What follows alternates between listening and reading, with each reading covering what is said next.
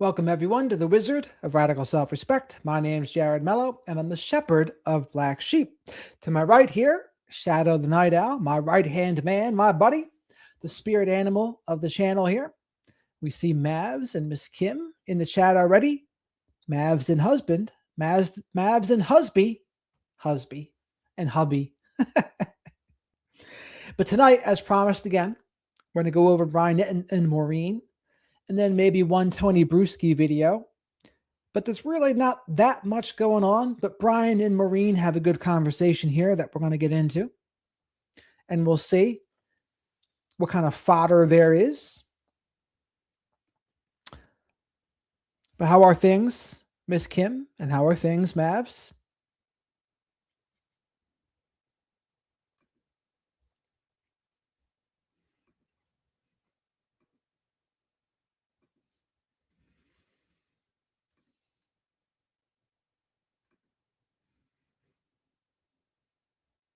We're just waiting for some people to flow on in here from the previous stream where we talked about narcissistic mother stuff. And don't worry, Father's Day is coming, so we can go over some narcissistic father stuff too at that point as well. But let's jump into this here. Hey guys, thanks so much for checking out my show. Really appreciate it. Please click to subscribe. Really appreciate all the support. It has now been 100 days since Nancy Guthrie vanished from her home in Tucson, Arizona. A couple of updates.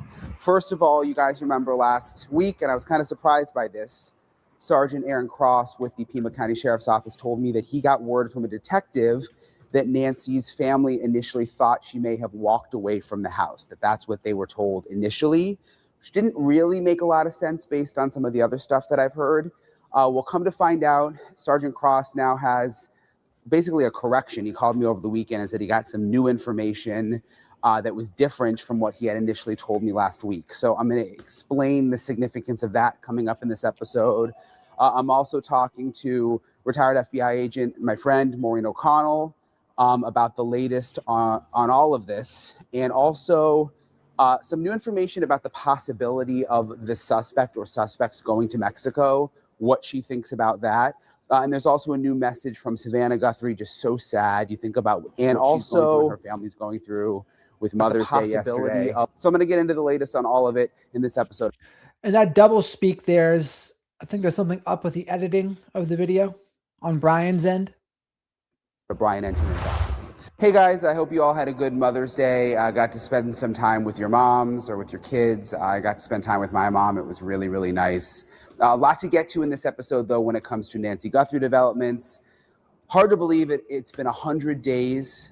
Savannah Guthrie posted a video yesterday with videos and pictures of her mom and wrote, mother, daughter, sister, Noni, we miss you with every breath. We will never stop looking for you. We will never be at peace until we find you. We need help.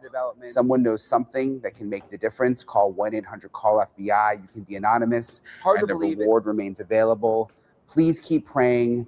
Bring her home. Now, in my episode last week, Sergeant Aaron Cross with the Pima County Sheriff's Office, he's also the union president. He told me on the show that he had new information from detectives that Nancy's family first believed that she was a walkaway. And if you look back at that episode. So he says that the family thought that at first Nancy was a walkaway. And what I would say to that is, how on earth would they think that if they saw the front step? If you see the front step in blood, how are you ever going to think they're a walkaway, right? But let's see what Sergeant Cross and Brian have to say. You can tell that it surprised me because it contradicted what Savannah Guthrie said in her interview and what I've heard all along, which was that the family did not think it was a walkaway and that they were frustrated when there were people telling them, oh, she may have walked away. And they were like, no, that's not the case. Well, over the weekend, I heard from Sergeant Cross, who says that he followed up with the detectives. And he says what they actually meant is that Nancy's family thought she may have had someone take her away on her own. And I asked exactly what that meant. And he said They did not think that she actually walked away on her own, but instead thought maybe she had some kind of medical issue and called an ambulance on her own. So he says what he said initially was not correct. And again, that Nancy's family. All right. So to amend the record, he's saying that the Guthrie family thought that maybe Nancy went to the hospital on her own or called 911 on her own. And that's what they thought first. Again, I mean, how likely does that sound that Nancy would do that? I mean, and again, no one wants to think the worst right away, right? And in retrospect, it's obvious. But at the time, maybe they didn't want to think the worst. And so they thought, oh, maybe she called 911 on her own because they were hoping it was that. Maybe. But again, I see that blood on the step and I think Nancy would tell her family. Right? If she was in control and she did that, I think she would call her family. I think she would call Annie. She would call Savannah. She would call not Tommaso, but Cameron. I kind of think she would do that. But also, please remember to like the video because likes are free. Smack the like button. Leave your DNA of choice in the like button. Make sure you subscribe to the channel and say hello to the flock of black sheep in the live chat. Great group of folks here. Did not think that she walked off, but instead that she may have left on her own and left in like an ambulance or something like that. And that lines up with what Savannah Guthrie said in her interview with Hoda, which makes a lot more sense. Take a look. Let me just remind you what Savannah herself said. She was in tremendous pain. Her back was very bad. She was trying to, on a good day, she could walk down to the mailbox and get the mail, but most days not. So there was no wander off. And the doors were propped open. Yeah. And there was blood on the front doorstep. And the Ring camera had been yanked off. Yeah. And so we were saying, this is... Do something. This is not okay. Yeah. This isn't... Something is very wrong. So that explains some of the confusion. Sergeant Cross told me he wanted to clear this up. So with my job reporting, I've had to move all over the country. I lived in Florida. I grew up in Florida. Then I moved to Missouri for college, University of Missouri. Then I had my first job in Kirksville, Missouri. And the bottom line is there are still a lot of unanswered questions, though, and things that are cloudy in terms of the first 24 hours after Nancy went missing. Because remember, my source who I interviewed, who's very close to the investigation, the source who I put in silhouette, the one who I changed his voice, this is from a couple of weeks ago. You can find, if you want to look at it, it's in an older episode. I'll put the link below. But he said the detectives were in fact operating under the theory that Nancy did walk off initially. And he said that slowed things down overall in terms of the investigation right away. So it's all still a bit confusing. But the bottom line is Sergeant Cross says the detectives he talked to clarified what he initially told me and said that the family thought Nancy had someone take her away on her own. That's the way he worded it. I mean, folks, if you look at that front step, are you going to think someone took Nancy away basically on her own power or with her knowing consent? Is that what that front step is going to look like to you? It wouldn't look like that to me, to Shadow and myself. Wouldn't look like that at all.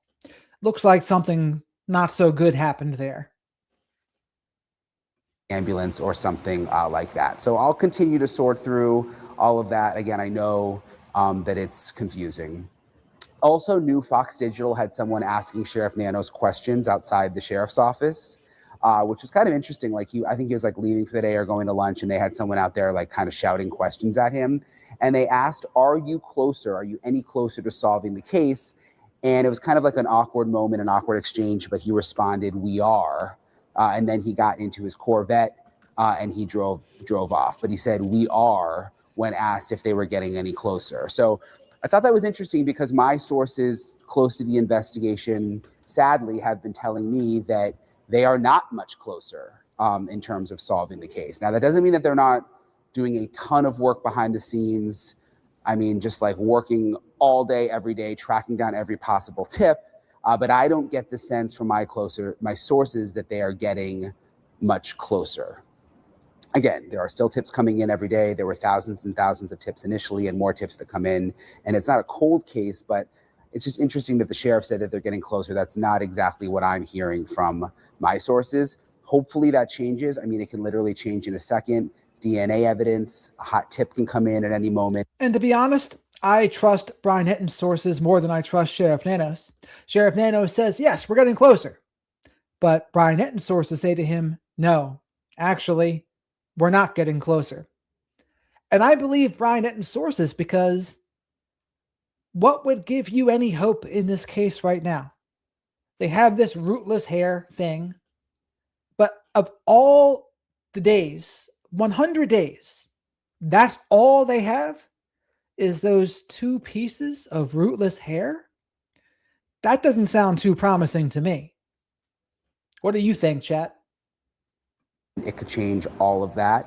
But at this point, unfortunately, I'm told that there's not like a suspect or one specific lead where they feel like they're closing in. Also new tomorrow, which is Tuesday, depending on when you're watching this, the Board of Supervisors in Pima County will again have a meeting and take up the issue of the sheriff and decide whether they want to try to remove him. I'm going to get more into that in a bit and sort of explain what's going on that front because it's going to be quite a meeting on Tuesday. But first, I want to share my conversation with retired FBI agent Maureen O'Connell, my buddy, where we talk about the latest on the case. Also, this possibility that Nancy could have been taken to Mexico or that the suspect could be in Mexico. This has come up now again. I'm going to explain why. Fox Digital interviewed a retired Lieutenant Steve Smith of the Department of Public Safety, and who lives in that area, knows that area. And he said, my personal theory is if Mexico was suspected, that would make it a federal investigation. There seemed to be a great deal of effort to keep the feds out of this case. And the best way to do that was to deny any possibility of interstate or international transport of the person's body who was killed. So do you hear that? He said that it seems like the Sheriff Nanos did not want the FBI involved in the case or was trying his best to not let them be involved.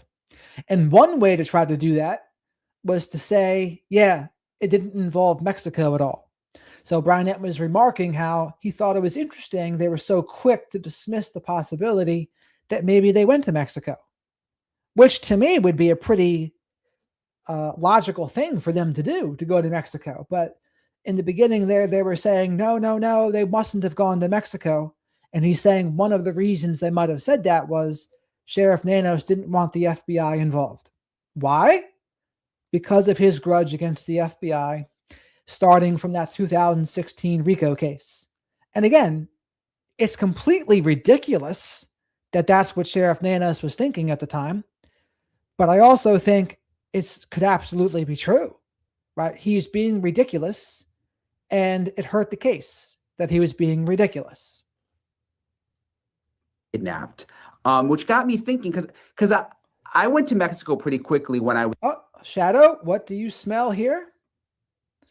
Shadow says, we have a super chat from Ellen. Thank you so much, Ellen. Shadow and I really appreciate your support. That's going to help us get some soy-free Hootie snacks, Shadow. So Shadow says, thank you, Ellen. You are awesome. And everyone else, likes are free, of course. So spank that like button. Leave your DNA of choice in the like button. And super chats, super stickers, and becoming a channel member. Great ways to support the channel. Shadow and I are very grateful for all the support we've been getting. And I go live almost every night to talk about true crime, current events, and psychology. Usually it starts between 10 and 10:30 p.m. Tonight, I did a video about narcissistic mothers before this video. So that's why this one started a little bit later. Was there, I think, within maybe 2 weeks to go check it out because it really is so close. It's like 45 minutes away. And I always thought it was interesting that that they were so quick to say, we don't think Mexico's involved. We don't think Mexico. Like, how do they, I wondered, like, how do they know that, you know? But what do you think of what this former lieutenant is saying? I liked that interview with him. I found it very compelling, and he knows the area. He knows it very well. He knows the hurdles you have to overcome in an investigation like this. He also talked about the high number of cases that do involve an actual walkaway. So they probably didn't think it was,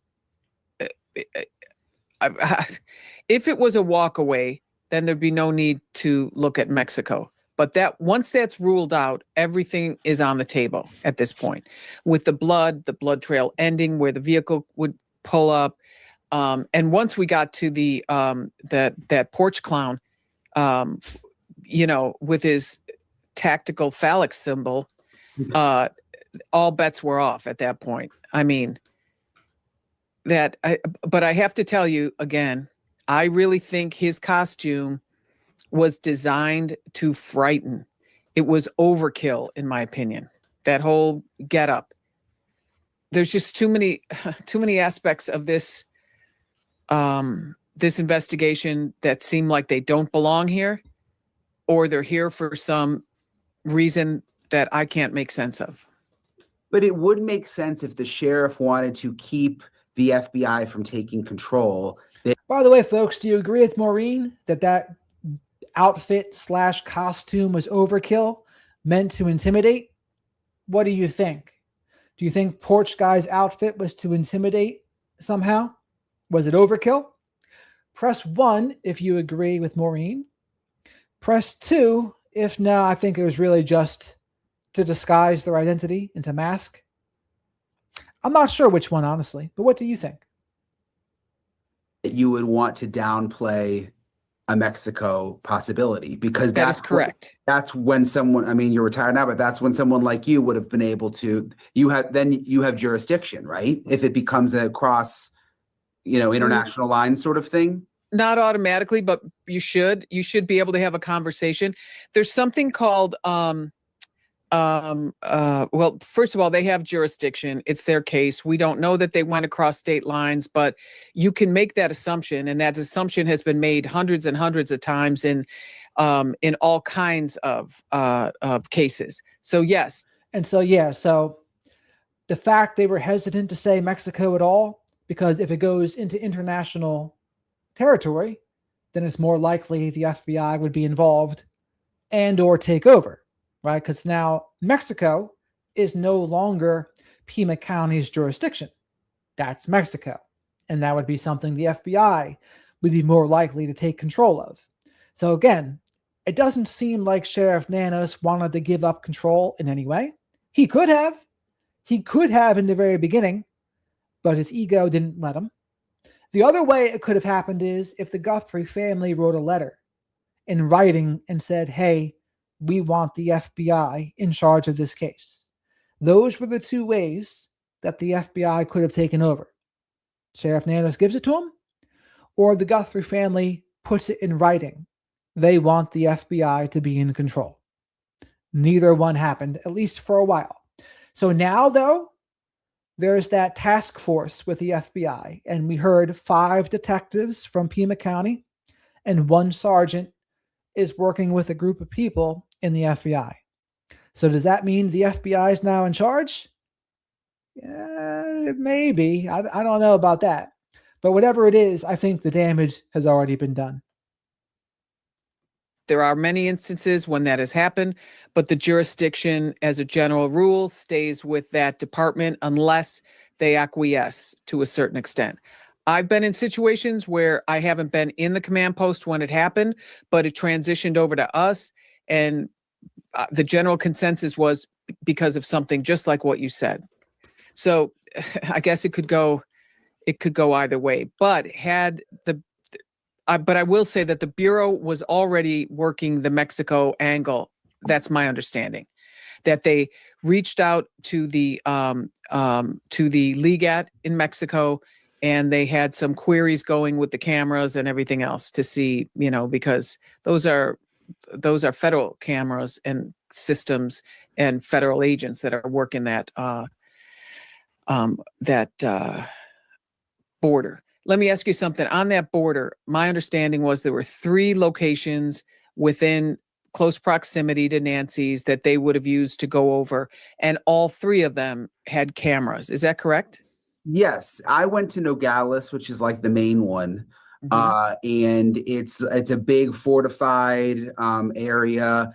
and you can drive right into Mexico. And I actually walked in. We parked, and you can walk right in. There's a little security door you go through, but no one asks you any questions when you walk in. You don't talk to anyone. You don't interact with anyone. You just walk right in. It's really interesting. When you come back into the United States, it's like a whole different ballgame. You know, obviously it's almost like at the airport, you know, they stop you, they ask you a bunch of questions. I actually didn't have my passport, which was like crazy, but I had global entry. I didn't bring my passport when I went to cover Nancy Guthrie, but I had global entry, which kind of saved me because I was like in their system and they could see my picture and everything. So it's very difficult getting back into the United States, but in terms of going into Mexico, or God forbid you had someone in your trunk or hidden in your car, most of the time you could just drive right in. There's also areas like of the desert, obviously, where like people would come in on foot and stuff, you know, migrants, and you can avoid those checkpoints if you know the secret ways. Yeah. And my understanding is there was one route that didn't have cameras, but that hadn't been verified thus far. Did you know that to be true? I didn't know about that, but I assumed that, I mean, just because I used to cover the border in that area, I mean, there's ways people can walk in. I don't think it's very easy, especially if you had a 84-year-old woman, you know what I mean? But no. even if you drove into Mexico, again, there would be no one paying attention. I mean, yes, there'd be cameras, but how would they know what car to identify? If there's no vehicle description right now of who took Nancy, like how would they even begin? There's like thousands of cars probably that go through every couple hours. They would still know. They would look at the timestamp, and they'd be looking at all those cars after that time for a period of, an extended period of time. They could have had a cooling off period at some place and then went down to the border. They probably wouldn't just roll over right then. They'd have to have some kind of a spot nearby for a cooling off period, I would imagine. The other thing Aaron Cross said to me, which I hadn't heard him say before outright, was that he believes the FBI that the sheriff should have given the investigation over to the FBI, which most of the other people, again, that don't even like the sheriff who I've talked to within the department haven't gone as far as to say that. They have pride in their department. They're like, no, I think we could handle it. They were helping us. But Aaron is now saying, no, I think that they should have handed it over. And the reason he cited is because, and now we heard Kash Patel say this a couple of days ago or last week, that they had hundreds of agents ready to go. Yeah, and I mean, even in law enforcement, whether it's the FBI or police departments, egos can be a thing, even if it's not Sheriff Nanos. But if you put your ego aside, look, it sounds like Sergeant Cross was willing to do, and he would say, yeah, if the FBI has more manpower and superior equipment, why not let them? Seriously, why not let them? What would be the reasoning why you wouldn't? I think the reason we saw was ego and wanting to be in control. But if you want to do what's best for Nancy Guthrie, let the people that have the most equipment, the superior equipment, and the superior manpower, let them do their thing. That's what Shadow says. Tell says he's had hundreds of agents ready to go. And Aaron's like, look, we don't have that kind of manpower. The sheriff should have recognized that they just had an army, and why not let them handle it? That is a reason to turn it over to the FBI, because he obviously cannot get out of his own way. And I don't know if you ever saw the videos of Nanos in, like, I think it was 2016 or something, where he was going on and on about how much he hates the FBI. So this isn't something that we're just pulling out of thin air. All right, you hate the FBI. So what? We have to, take care of our constituents, do everything we can for people when they're missing, especially vulnerable individuals that are members of the community. Let's just come together, leave our egos at the door, and get on with it, because you never know what could have happened in those first 4 days. And to have hundreds of agents and analysts sitting in their hotel, twiddling their thumbs, instead of being with their family, instead of helping the investigation, instead of wasting American dollars, people are there to work, put them to work. Yeah. And Aaron, Sergeant Cross said that it was so disorganized that first week that he doesn't think they were purposely keeping information from the FBI. He says that the detectives are telling him they weren't even able to communicate with each other, that it was such a mess. And remember, Maureen, when the one neighbor told me that her sister, remember when she said how the FBI showed up and then she didn't think they were real. And then the sheriff's office did this whole investigation into them possibly being fake. And it turned into taking fingerprints. They were there all night. And then they actually were real. But anyway, it just goes back to that was the first week. I think it really was just a total mess. It sounds like it. Yeah. And maybe if they're not talking to each other, then those agents, the FBI knew that those agents were there. And the only hiccup could have been, they said, start at the northwest corner and go, north from there. And they went to the northeast corner or something. But the Bureau knew where these agents probably were. So that could be a breakdown in communication. That could be a really good example of how bad that breakdown was. Because if you're sitting in a command post, we're all sitting next to each other. We have tables set up. So there's this thing called ICS, which is Incident Command Systems, and how we work them and everything. I think it'd be interesting. I have a really good friend that teaches it all over the world, and he's an LAPD guy and a commander, and he's outstanding. And I think it'd be interesting for your listeners to listen to him talk about this incident command, so you have a much better idea of how these breakdowns should not happen. And we've been practicing this forever. We all practice it. So you have in the command post, wherever it is, we all know how to set them up. You'll have Pima County Sheriff, you can have a local police department, FBI, the Border Patrol, everybody. They're all marked. We wear our vests. We know exactly what to do, how to communicate. They teach us how this information flows into the incident command, and how they handle that information. And so the flow of information goes up, and then the flow of information goes out to the respective parties. So this shouldn't have happened. There should not have been this big hiccup. There should not have been a big cluster. And if they have a cluster, all those people sitting in that hotel room that aren't doing anything, they all know how to overcome all those obstacles. We've got people in that cadre that are experts in commands in CPs, our command posts, and how to run them with all the software, all the computers. It all showed up with them. So do you think if they had turned it over within, after a couple of days to the FBI, would it have still been somewhat disorganized that first week? Or No, you cannot believe. When I say up and running, I mean up and off to the races. It is one of the coolest things to see. I mean, there have been many cases where we pull up out into some field, there's absolutely nothing. And before you know it, we're putting up all kinds of antennas and, vehicles, trucks are showing up, computers are being lined up, cables being laid all over the place. I mean, it's happening. It's like watching Seabees work in the military. These guys just come in and just, build a landing strip in the middle of a jungle in 10 hours. It's like nothing you've ever seen. It's very impressive. It's such a shame because And so she's basically saying that the FBI would do this and they would get up and running quickly and they would do way better than local law enforcement. And considering what Cash Patel was saying, he's basically said that they were shut out for 4 days. And Sergeant Cross said it was a shit show in the beginning. And Maureen said, yeah, if the FBI was in charge, it was not going to be a shit show. But it was Sheriff Nanos in charge, and he had ulterior motives, not wanting to concede control to the FBI, and it contributed to it being a shit show. And that's just an unforced error. Let's call it what it is. Let's call balls and strikes. That's an unforced error. That's an unforced error by Sheriff Nanos's ego and his desire to micromanage and to be vindictive against the FBI. That's what that is. No excuse for that. And it could be political too, by the way.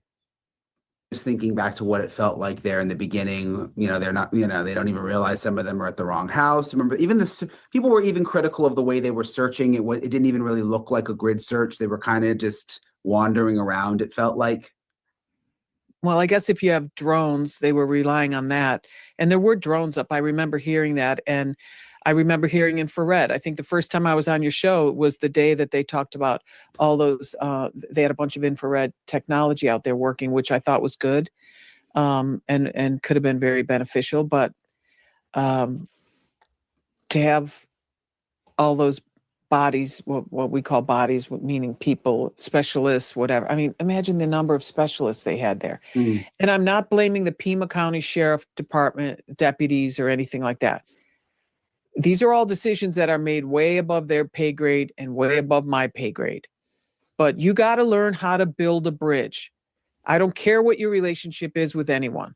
If you don't, we've all worked crime scenes where you get thrust into some situation with someone who's being a big Adam Henry, and you just have to build a bridge and get over yourself, because that's what we're. So Maureen was basically saying, though, Bella, that they had people on the ready to go. And yeah, you're right. Those other situations, they were wild too. So you're not wrong about that. But there was manpower ready to go. Trained to do. Have you had situations where you've gone in and the locals were Not just the locals, even other federal agencies. not so nice to you, Yeah. or don't want the FBI there? Yeah. And then we're like, dude, listen, this is way above our pay grade. Let's just roll up our sleeves and get her done. Forget about everything else. Okay. We good? Let's just, but it's people don't like giving up territory. You have to be willing to give up territory, but you have to be willing to negotiate with anybody. Giving up territory is synonymous with giving up control. What kinds of people don't like to give up control, class? Fill in the blank. You guys, we'll just take this little part of it. We'll do the Bitcoin. We'll do the whatever. But the cast team. We'll do all the phones. You just tell us what you need. But what people don't realize is we then funnel that information to the sheriff's department or to whoever we're working with, so they get it. They get it in a beautiful form, written in a wonderful report, and what's not to love? Did you see the interview with Kash Patel when he was on Sean Hannity's podcast? Where he I talked did. about Guthrie. What did you think about it? I mean, it's very rare for the director of the FBI to speak that way. It made me think one of two things were happening. Either this case is in much worse, a much worse state than we think, and he's trying to save face because it's not going to turn out well, or it was even worse than we think. I mean, I can't imagine him saying this because, to a certain extent, the way we used to look at it traditionally, we don't want to burn the house down. I'm telling you, it's all about building bridges. But also, Bella, you have to admit, if the bar is just that the family hasn't complained, that's a low bar. Because ideally, of course, you want solid evidence. You want that mat to go into evidence. You want solid DNA. That's what you want, right? Regardless of what the family has said. That's what you do. You do what you got to do to get to the other side and make it work. I don't know that I've ever seen a director, and I'm talking all the way back to Waco and the other one where it was an ATF operation that went completely south, and then the Bureau came in to do, work it or clean it up, whatever, however you want to say it. And then we got blamed for the whole entire thing. Okay. The director still didn't go after the other agency. So this was out of the norm. But I'm telling you, Brian, with Kash Patel being the way he is and outspoken and like a bit of a not a cowboy, but kind of that kind of cowboy attitude. If I were him, I would ask the Guthrie family to send in the FBI's ERT team and redo that entire house from stem to stern, front to back, every outbuilding, everything, and do it as a training exercise for all the best ERT teams in the country, and let's see what they come up with. So, Chatty, Brian's talking to former FBI agent Maureen O'Connell, and I totally agree with what she just said. Go back into that house, find more evidence, because if all they have are those two rootless hairs, I mean, that's poor. That is poor. No video evidence besides the Nest Cam. No vehicle evidence. That's all poor. And I bet they come up with anything anyone would want. Well, because they eventually got in, remember, on day 5, I think it was day 5, we saw. But it had to be some kind of a truncated thing, don't you think? It was It was that only wasn't a couple hours. Remember, it was fast. Yeah, that's not what I'm talking about. What are you talking about? You're saying more. I'm talking about a full complement of, 15 to 30 FBI agents doing the outbuildings, the garage, the everything. Her whole house, the front door, take the freaking mat. And I saw in the comments last time, someone said, don't get Maureen started on the mat. And I thought, you're damn. Don't get Bella started on the mat, right? But also, Shadow wants me to remind you all to like the video because likes are free. Spank the like button. Leave your DNA of choice on the like button. Throw Shadow here a like vest the same way Brian Hooker should have to Lynette Hooker, but did not. And for those who don't know, the U.S., or I should say the SS Soulmate, Brian Hooker's sailboat, seized by the U.S. Coast Guard in the Brian Hooker case / Lynette Hooker case. Subscribe to the channel if you're not already. Say hello to the flock of black sheep in the live chat. And super chats, super stickers, and becoming a channel member or gifting channel memberships.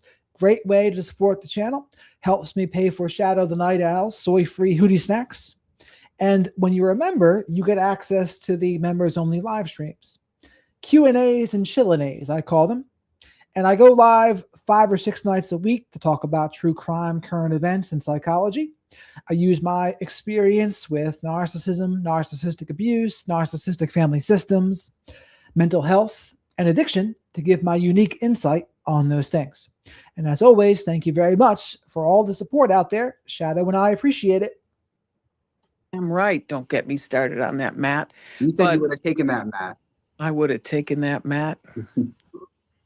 I would have taken a Sawzall and taken that that whole either the front door or at least the door handles, the doorknobs. What Moore said too. And for people who don't know, you're talking about the doormat where the blood was. Mm-hmm. Later, we saw that the mat was still there. Right. And Steve said the same thing, that he would have taken a saw and even taken all the tiles, the ground. Yeah. Right. Yeah. So in that regard, we turn into firemen and any kind of fire department. They're known as evidence destroyers. That's what we call them as a joke, because, they'll just come in and just take axes to windows. That's what they have to do to put down a fire and stuff.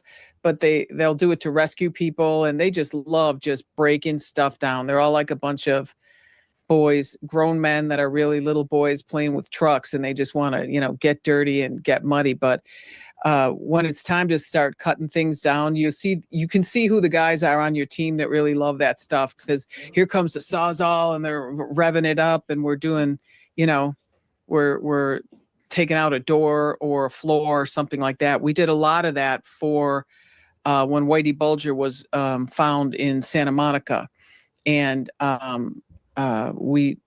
called the ERT team, and I'm like, bring everything you've got, man. We're going to be taking down walls, floors, everything. We're going to have some fun, good, clean, wholesome fun after most of the work was done.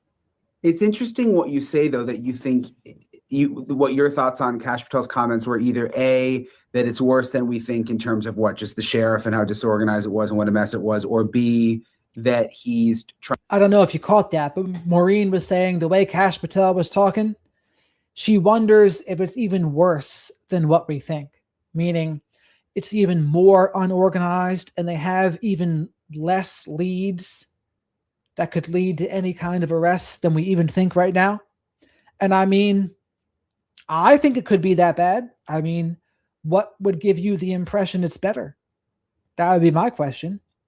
I think it could be that bad. Trying to save face because they have nothing. Is that what you meant? Yeah, the case may be in worse shape than we even suspected, which it just kills me. Yeah, it's awful. Because it was to a certain extent preventable. Am I saying that the CSI team at Pima County Sheriff's are terrible? No. But I mean, it sounded like this was a heater case. It was a hot case from the get-go.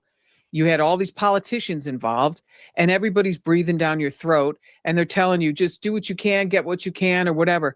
But honestly, Brian, I do not believe that I cannot believe that it's true that all they have is one hair without a root. I cannot believe that that's all they have. I won't. Someone's going to have to prove that to me. But if that was the case and we were getting ready to say we're done, and my boss said, well, what do you have so far? What do we got here? And I'd say, well, really nothing except, a couple sets of fingerprints and one hair. He's going to say, we're not going anywhere. Start over. What do you need? Who do you need to be here on your team? Are you missing some team members? Do we have specialists we can call in? We're not leaving here with just some fingerprints and one hair. That is not happening. Yeah. And I mean, it's very likely they have more than they've said. But at the same time, how much more could they possibly have? I mean, how much more do you think they have, chat? What do you think they have that they haven't told us? Do you think they have a lot of DNA that they've collected, but they just haven't mentioned it? I mean, I guess it's possible, but considering what they've made news, that glove down the street a couple miles away, they made that news. Why the hell would they do that? Why the hell would they make that news if they had all sorts of better evidence? That's what I would say, right? They wouldn't. That's the answer, right? If they had better evidence, I don't think they would make that news. And that was the glove that they discovered belonged to someone in a restaurant. Well, hopefully they have, like you said, there's a lot we don't know. So hopefully, and we've heard about the hair, the rootless hair, but hopefully there is more. Well, even with the rootless hair, they'll be able to get mitochondrial DNA, and that's the mother's line. So they should be able to get something. Yeah.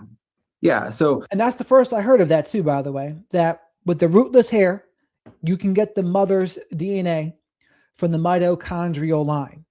So that's interesting. We'll see a little bit from that, right? We'll see if it belongs to, we'll see. We'll see what's going on with that. Aaron Cross he actually said shit show. He described the initial response as just chaotic and said the whole first week was chaotic. And that's what the detectives are saying. Would that impact the amount of evidence and the way evidence was collected? Well, first of all, why was it chaotic? Because that's a leadership problem. If you're giving a talk to your guys and you can see that people are freaking out or whatever, which I've never seen before. These are trained professionals in large part. If it's chaos, why is it chaos? Probably correct. And I've mentioned this before. If the scene was disorganized and there's bad communication, whose fault's that? The leader's fault. Who's the leader? Sheriff Nanos. So a good leader would take more than their fair share of the blame and a little less than their fair share of the credit. That's what a good leader would do. And they take extreme ownership of everything that happens underneath them. And I don't think Sheriff Nanos has done that.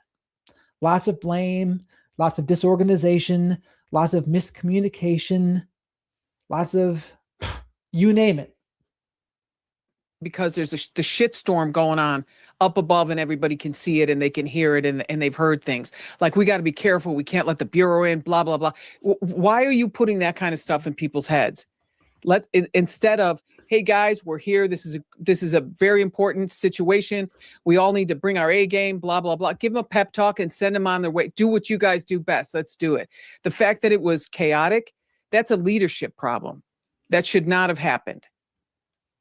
Does it affect the evidence? I don't know. I guess time will tell. If all they have is a rootless hair, which I do not believe, because I have much more faith in the detectives on scene and their CSI team. However, there is no way that inserting into that situation a whole bunch of totally trained evidence response team members that can do everything to a level that is just pretty mind-blowing. You can have your team walk through it with them. Your detectives can be right there with them. We can talk about all kinds of things. We can meet several times. I can give them briefings. Yeah, all that stuff. But I don't know. I guess we're not going to know whether or not it affected the collection of evidence. But if it, I just don't understand how this happened. Honestly, I don't understand how someone let this happen. This is such a lack of leadership, in my opinion. As always, I really appreciate Maureen for taking the time to talk with me. She's the best, and I'll continue to kind of bounce ideas off of her with this whole thing. And I totally agree with her. Lack of leadership. Most problems can go back to lack of leadership. But back to what I was talking about earlier, on Tuesday, Pima County Sheriff Chris Nanos will come up again at the Board of Supervisors meeting. Several commissioners have discussed removing him from office, which seems like it would be difficult because he's elected. He's an elected sheriff. But there is a specific statute in the state's constitution. It has to do with the timeliness of Nanos's responses. Remember, he had to submit those responses to the board, questions about his work history. Remember, there were these allegations that he lied about suspensions when he worked at his previous job for El Paso Police. So that's going to be interesting. Again, that's going to happen on Tuesday. There's going to be this board meeting. I'll stay on top of it. And I'll keep you guys posted with what happens. Appreciate you guys for watching. Appreciate you guys for following along, for subscribing to my show. Interesting to clarify what Aaron Cross said. And again, if you go back to my episode, it was from Thursday of last week, you'll see where he said that the detective told him that family members thought that Nancy Guthrie walked off. Now he's saying that is not the case. So I'm glad we were able to let him clarify that. And again, Brian Entin looks like he'll be a permanent younger man. I can't imagine Brian Entin looking older, can you? He just seems like, I can't imagine what it would look like. and there's this heartbreaking video Savannah posted on Mother's Day. Just terrible to think about what she's going through, to think about what her family's going through. If you have any information about where Nancy is, call 1-800-CALL-FBI, and I'll talk to you guys later.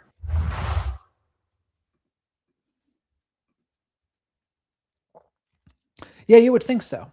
He certainly would. Now, we only got one more video, perhaps, or two. Monk did a video, according to folks.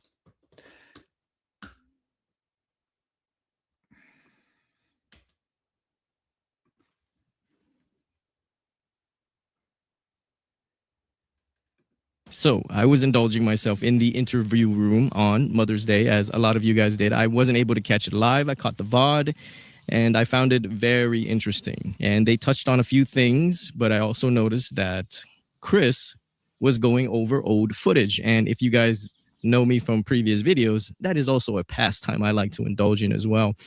And it reminded me when they showed a clip of Nanos' first interview that a while back, a reporter from Arizona actually got in contact with me and asked where I came upon that footage. And I told her I got it directly off. Oh, Livin's too sweet. Thank you, Livin. The Pima County Sheriff's Department's Facebook, their official Facebook. And she said, cool. And she went to go check. But then she would get back to me and say that she could not find it. And since I had a direct link to it, I decided to go check myself. So I went and I scrolled all the way down, and I noticed something about this page because I hadn't been here in quite some time, that it did appear a bit revamped, a bit more modern, that something was done, right? It looked more official. And then I scrolled all the way back down to February 1st, and then January 31st. And she was right.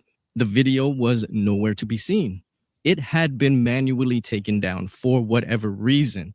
And guys, I believe this interview is a very important interview because, as we mentioned before, we will get a share of Nanos that will never be as forthcoming as he was back then. So they're saying they took down this Sheriff Nanos interview, which makes you wonder, what on earth were they talking about in that interview? What did Sheriff Nanos say? Again, it would also show Nanos and his aggravating way of contradicting himself.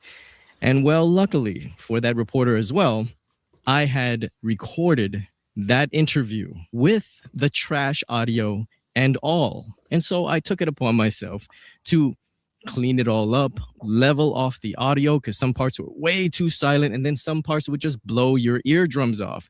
And so I did that as best I could while adding some noise reduction because it always sounded like someone was mowing their lawn during this interview. So here we go.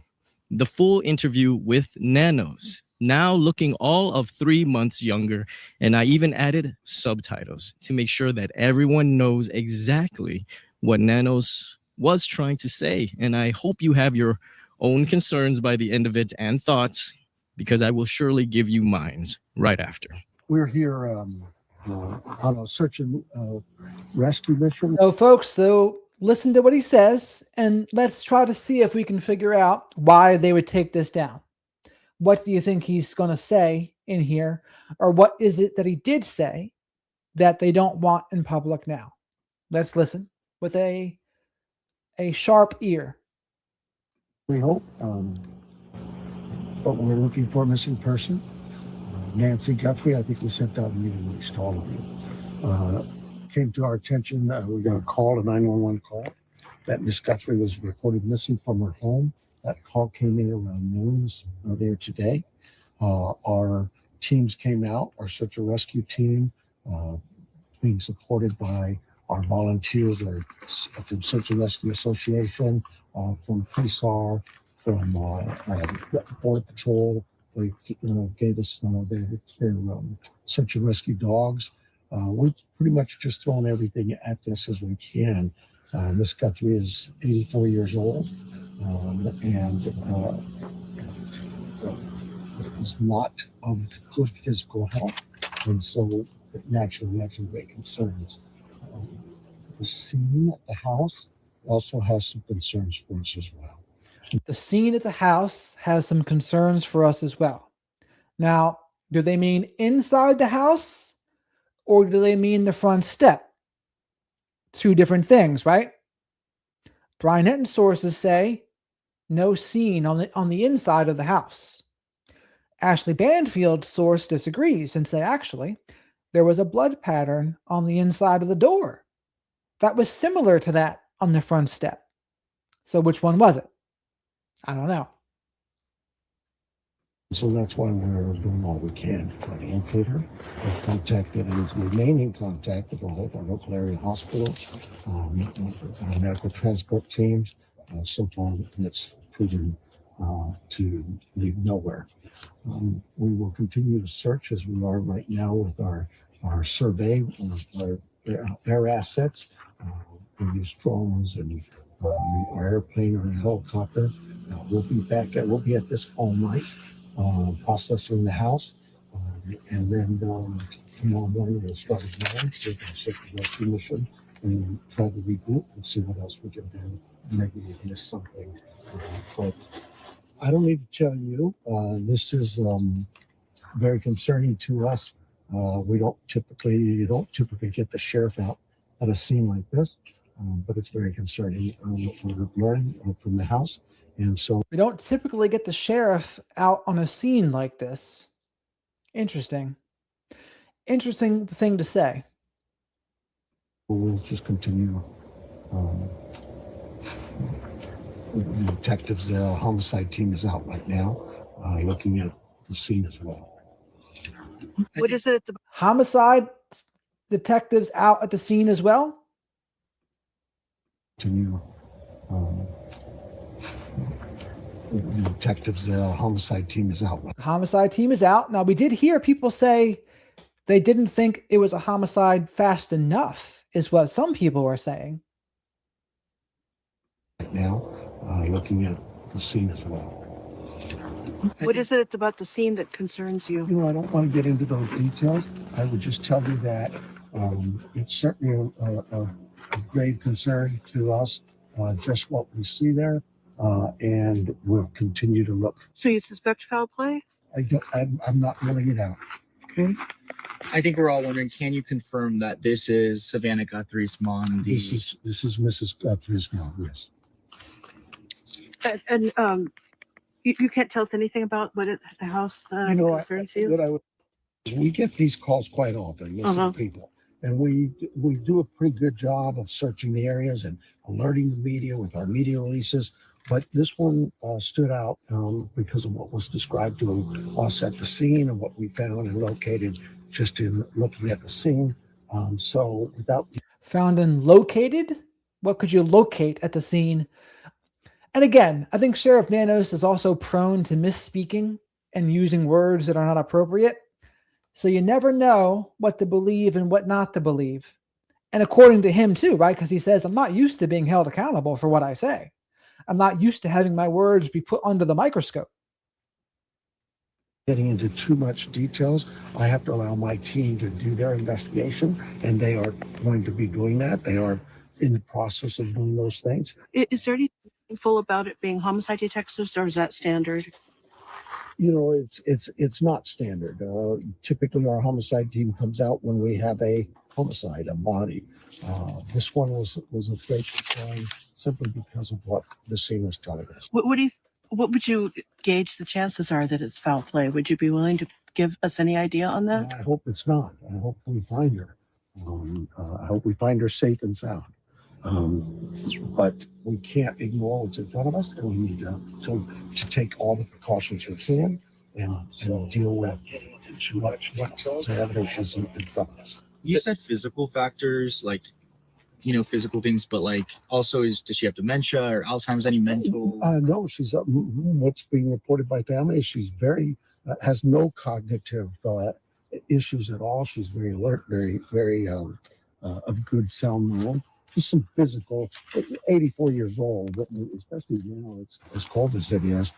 She has some physical elements that limit her ability to move around in that. So. There were some neighbors also looking around for Nancy. Are the neighbors looking around? Is that a help to you?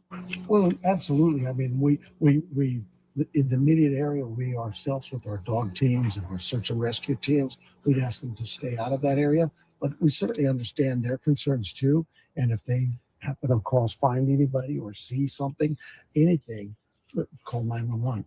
How cold did it get? Oh, she was missing overnight, I take it? She was. Well, she was last seen at about 9:30, 9:45 last night. 9:30, 9:45. 9:30, 9:45 last night. Okay. I mean, that makes sense with the garage door opening and closing. 9:48 to 9:50, right? By the way, folks, please remember to like the video because likes are free. Spank the like button and leave your DNA of choice in the like button. What do you think about this so far? Have you heard anything that makes you think, that's why they took it down? I can't as of yet. I don't know what he said so far that would make them want to take this down. But also remember to subscribe to the channel. Thank you to the mods in the chat, Livin, Miss Kim, and Songbits out there. Thank you very much. Laura called out tonight because she has to wake up early tomorrow. So she did not do a no call, no show. So I gave her props for that last night. And say hello out there to the flock of black sheep in the live chat if you're here. And as always, super chats, super stickers, becoming a channel member, or gifting channel memberships, great ways to support the channel. They help me pay for Shadow the Night Owl's soy-free Hootie snacks. Do you know how cold it got last night? Is that a concern? You know, you guys are going to know Okay. that. Is that a concern, though? Well, it's cool right now. 84 years old. I'm cold. So when she was last seen, a family had dropped her off at home. Is that correct? She was last seen by family at 9:45, and 9:30, 9:45. And did they see her in the home? Yes, And who called in the missing report? the family. You won't. Can you say who? You know, I don't have that name. Okay. So they saw her inside the home. That might be kind of new. So Tommaso or Annie, depending on who you ask. The New York Post said it was Tommaso that drove her home. So he said, yes, they saw her inside the home. Okay. Who called in? He can't tell you who called in. Okay. And is Savannah Guthrie in Tucson or on her way? She is not here. No. What are some things like if some Shadow smells some Hootie snacks. Let's see here, Tina. Tina, $4.99 super chat. Thank you so much, Tina. Shadow and I are very grateful. We're going to get some soy-free free range hootie snacks with this. And Shadow is having a grand old day. So thank you very much, Tina. Always appreciate your support. You are awesome.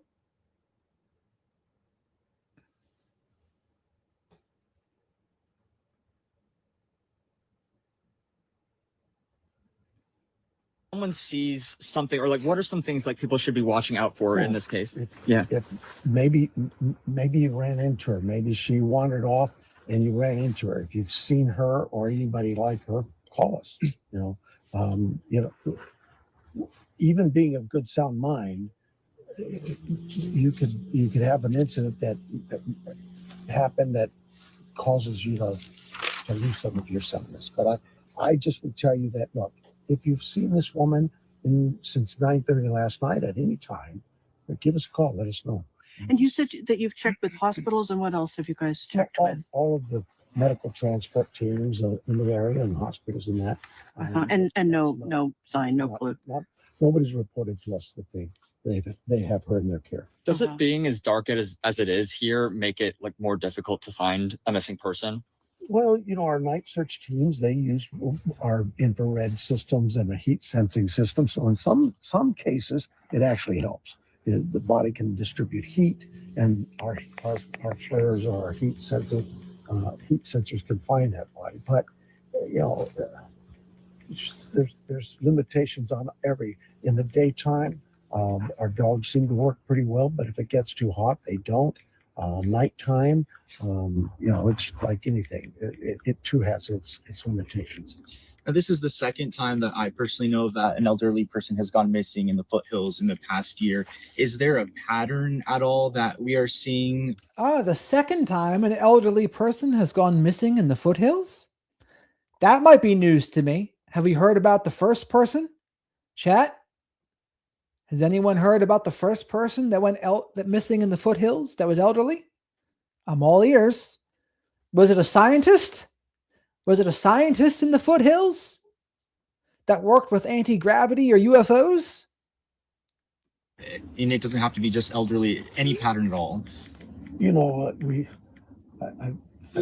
have missing persons and search and rescue missions, not weekly, not monthly, daily here in Tucson. And it can be from a young 19, 20-year-old hiker. Could you imagine if the elderly person who went missing was involved with UFOs or anti-gravity work or whatever else the other scientists that were killed or missing were doing? That would be out of control and mind-blowing. Who just gets lost in the desert or lost in the mountains.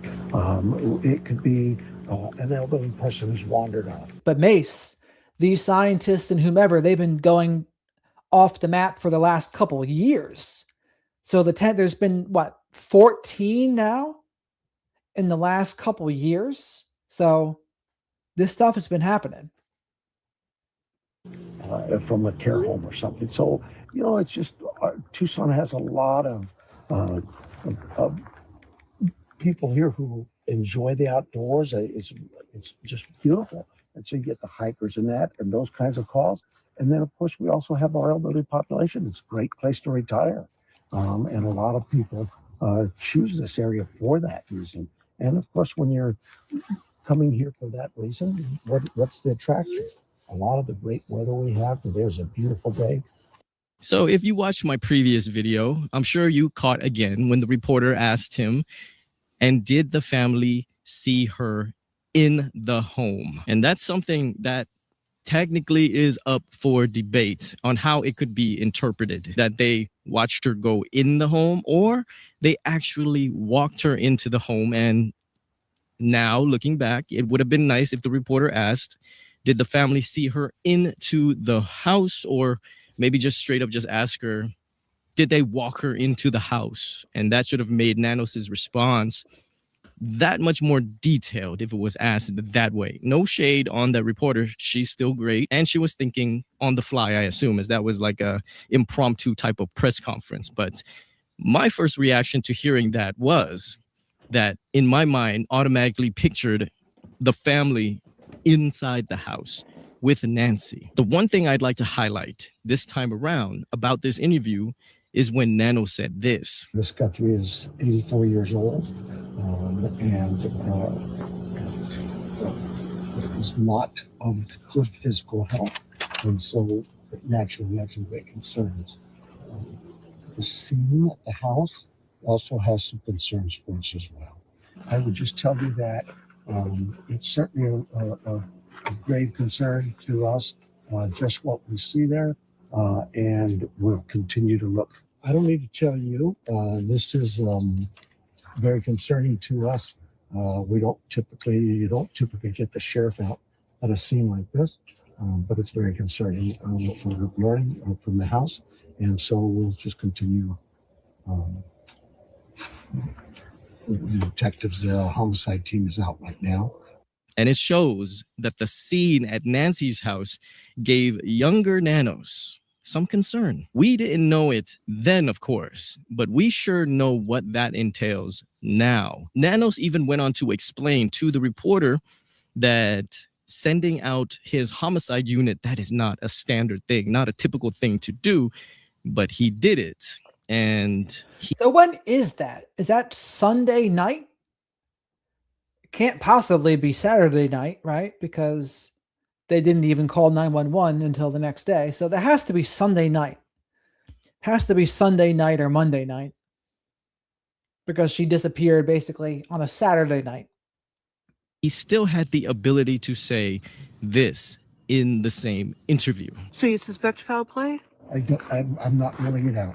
What would you gauge the chances are that it's foul play? Would you be willing to give us any idea on that? I hope it's not. I hope we find her. Maybe you ran into her. Maybe she wandered off and you ran into her. If you've seen her or anybody like her, call us. 3-month younger Nanos thinks that she may have wandered off and that he hopes it is not foul play. So what can we take away from this? What could he possibly want to convey with a statement like that? Let me take a shot at this. I think whatever he's about to say is probably going to read too far into it, I think. You got to understand, I don't think Sheriff Nanos is the brightest guy, and I think sometimes he just says things without thinking about the consequences of his words. And he said as much too. He said, I'm not used to being held accountable for what I say. But let's see what Monk has to say about it. Nancy, with mobility issues and of great sound mind, decided to prop her back doors open, and while in her backyard, maybe grab something just to destroy her flood lamps, for fun, okay? Then she goes and props open her back gate as well, gets a ladder, climbs up it, and removes the driveway Nest camera. Takes her time to put that ladder away, walk all the way around to the front of her house where she happens to fall onto her knees and coughs up blood. And again, though, Kathy, Tommaso might have said, yeah, we saw her go through into the garage. And then Sheriff Nanos he extends it and says, oh, we saw her inside the home. Which, is that really what happened? Or did Tommaso say, no, we just saw her go into the garage? Right? So we don't know which one it was. I mean, I wouldn't, and again, you got to think, how specific are they going to be in how they communicate? It sounds like Sheriff Nanos has a bad habit of being a little more vague and taking some liberties with how things are said. So it's not enough attention to detail. Now, I'm reading former DA Matt Murphy's book right now, The Book of Murder. He would never do that. I could already tell from reading the book. He would never do that. And he would say, no, Tommaso said he saw her walk into the garage. That's it. It's important to be specific in these cases. Doesn't smear a thing, by the way. Then she gets up and decides to rip the front doorbell camera out of its bracket. And while she's bleeding, she decides to walk down her walkway, dripping blood as she goes, and just continues walking, disappearing into the night. This was still a possibility for February 1st, Sheriff Nanos, as we can clearly see that he's spewing this very narrative to the media, even after seeing what he saw at Nancy's house. You know, Savannah said that only on a good day could Nancy even walk to her mailbox because she was in constant pain. Well, maybe it turns out that Savannah forgot to mention that, however, at night, Nancy was a power walker. I think I understand now why this video was taken down, but because it highlights the irrational way this sheriff was looking at the Nancy Guthrie case right from the very beginning. Okay, this is embarrassing, a foreshadowing, if you will, kind of interview that gave us a glimpse pretty much into the man that would release a crime scene just after 30 hours of processing it, who believes his green detectives, in which he allegedly micromanages as well, that his fellas did everything they could and did nothing wrong. The same team that never took. I mean, I don't know. I mean, I listened to that interview. I don't really know what was so bad that it should have been taken down. But, you know, I'm not sure what their reasons were. The doormat that downplayed the clear tracks on Nancy's driveway. The same sheriff that allegedly blocked the FBI for what it was, 4 days before he allowed them access to the crime scene once everything was already trampled over and contaminated by family, by friends, and even by the media. I mean, I can't imagine something like this making anyone in the Guthrie family happy, especially since the people that loved Nancy just had to spend a Mother's Day without her, still not sure of where or what happened to her. Well, I'm just going to say, if anyone would like to use my polished, subtitled version of this interview for your own purposes, please do, okay? And just give credit to Channel 13 in Tucson. Channel 13 in Tucson. Shout out to Monk's Intrigue and Channel 13 in Tucson. Shadow and I salute you. I believe that's them. I see that on the screen. So share your thoughts on what stands out to you about what Sheriff Nanos is saying in this interview. Now, so this weekend, I was at a Pokemon convention this Mother's Day, okay? Because... And by the way, I really don't know what was so bad about that interview. I mean, chat, correct me if I'm wrong, but what do you think was so bad? Why would they pull it? I mean, I don't know what was so bad. Maybe with a law enforcement's ear, maybe I would hear something a little more glaring. But as that was, the glaring thing to me is something Monk didn't even mention, which is that other missing person. That was interesting. But in terms of how he was talking about Nancy and her mobility, going in the house, I kind of just think Sheriff Nanos, he heard, oh, Tommaso saw her go in the garage, and then he said, oh, he went in the house. So he's equating the garage with being seen in the house, which is not something you should probably be more specific than that. But is that enough to take it down? I don't know. My wife loves Pokemon. So her and my son were walking around, you know, looking at cards and purchasing cards and having a great time trading. Me, I'm not so into Pokemon. So I found myself a nice table and I just sat there and I wrote out different thoughts about the Nancy Guthrie case. And a compelling one came to me about the things that we don't know and what that actually tells us, how they could possibly compromise the entire case. And that's not a complete idea that's flushed out just yet, but I have it working, and that will most likely be the next video that you see from me. I'm gonna let you guys go. Hope you guys had a lovely Mother's Day. All the good mothers of this world, they deserve it, and they deserve a weekend, not just a day, I believe. So now just go protect the ones that you love and love. And if you can't be with the one you love the one you're with. By the way, please remember to like the video out there because likes are free. Spank the like button. Leave your DNA of choice on the like button. Subscribe to the channel if you're not already. The critical failures no one connects. This is a long video, but we'll see about this one. This is Hidden. The offender behavior appears. Whoever approached that house allegedly came prepared enough to conceal identity, carry a weapon, and interfere with surveillance equipment. But at the same time, the behavior around the ransom communications, the digital trail, the apparent lack of clean operational control feels a bit messy. This lane is about the contradiction at the center of the case. Are investigators dealing with someone highly organized or someone just organized enough to be dangerous? We're going to tackle that. Who this person might be, what sort of damage has been done to the case already, and what can be done moving forward in 3 different parts today. Jennifer Coffindaffer, retired FBI special agent, joining me to break all this down. Jen has been on this case from day one and over on Break the Case, your podcast and your YouTube channel. I know you have. Did we watch this already? We've seen Jen in her tennis outfit before. Did we watch this?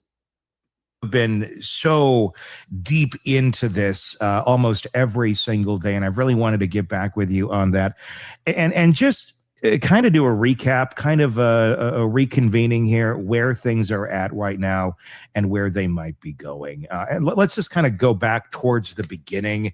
The suspect, as we know, allegedly understood enough to target a camera system. There was a camera there. We saw what he did with the greenery. Camera goes out. Apparently not, though, enough to understand the back-end cloud recovery might still preserve footage. And there's been back and forth about that. And that seems to be the big piece everybody talks about because there's not enough other pieces to talk about. So let's talk about it. It's a weird middle ground. Kathy, yes, it's important to Shadow and me to be grounded and to not go off into the deep end and require evidence. We think critically around here. And I get on people when they go too far off down the deep end. And usually all it takes to do that is to ask them, well, what's your evidence of that? Why do you think that? And generally, if they've gone too far off in the weeds, they don't really have a good explanation. Does that suggest that this was somebody who was having some sort of technical familiarity with how the camera works, or somebody who's sophisticated, or somebody who grabbed some greenery and got rid of the camera? All of these 5 months in, where do you sit on the interaction that the masked man had with Nancy's doorbell camera?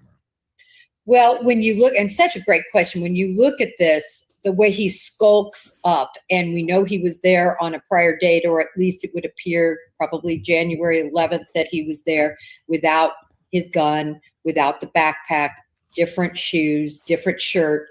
And he's right up there on that porch. And so he definitely did some surveillance. He knows exactly where that camera is. He puts his head down, and as he approaches, I think it is clear that he has a mission, and that's to pull it off. But to your deeper question, so what's his technical capability? Did he think pulling off that camera would suffice without a subscription? And that is if we are to understand that he somehow is related enough to know there wasn't a subscription. Tony, I got to tell you that Sheriff Nanos and many others didn't think there was any way to get that coverage without a subscription. It's a minor miracle that Google and the FBI worked together to pull that on day 10. It really, really is. I don't know if people... You know what? We'll pause this. Entertainment Tonight goes over that, apparently. Interesting.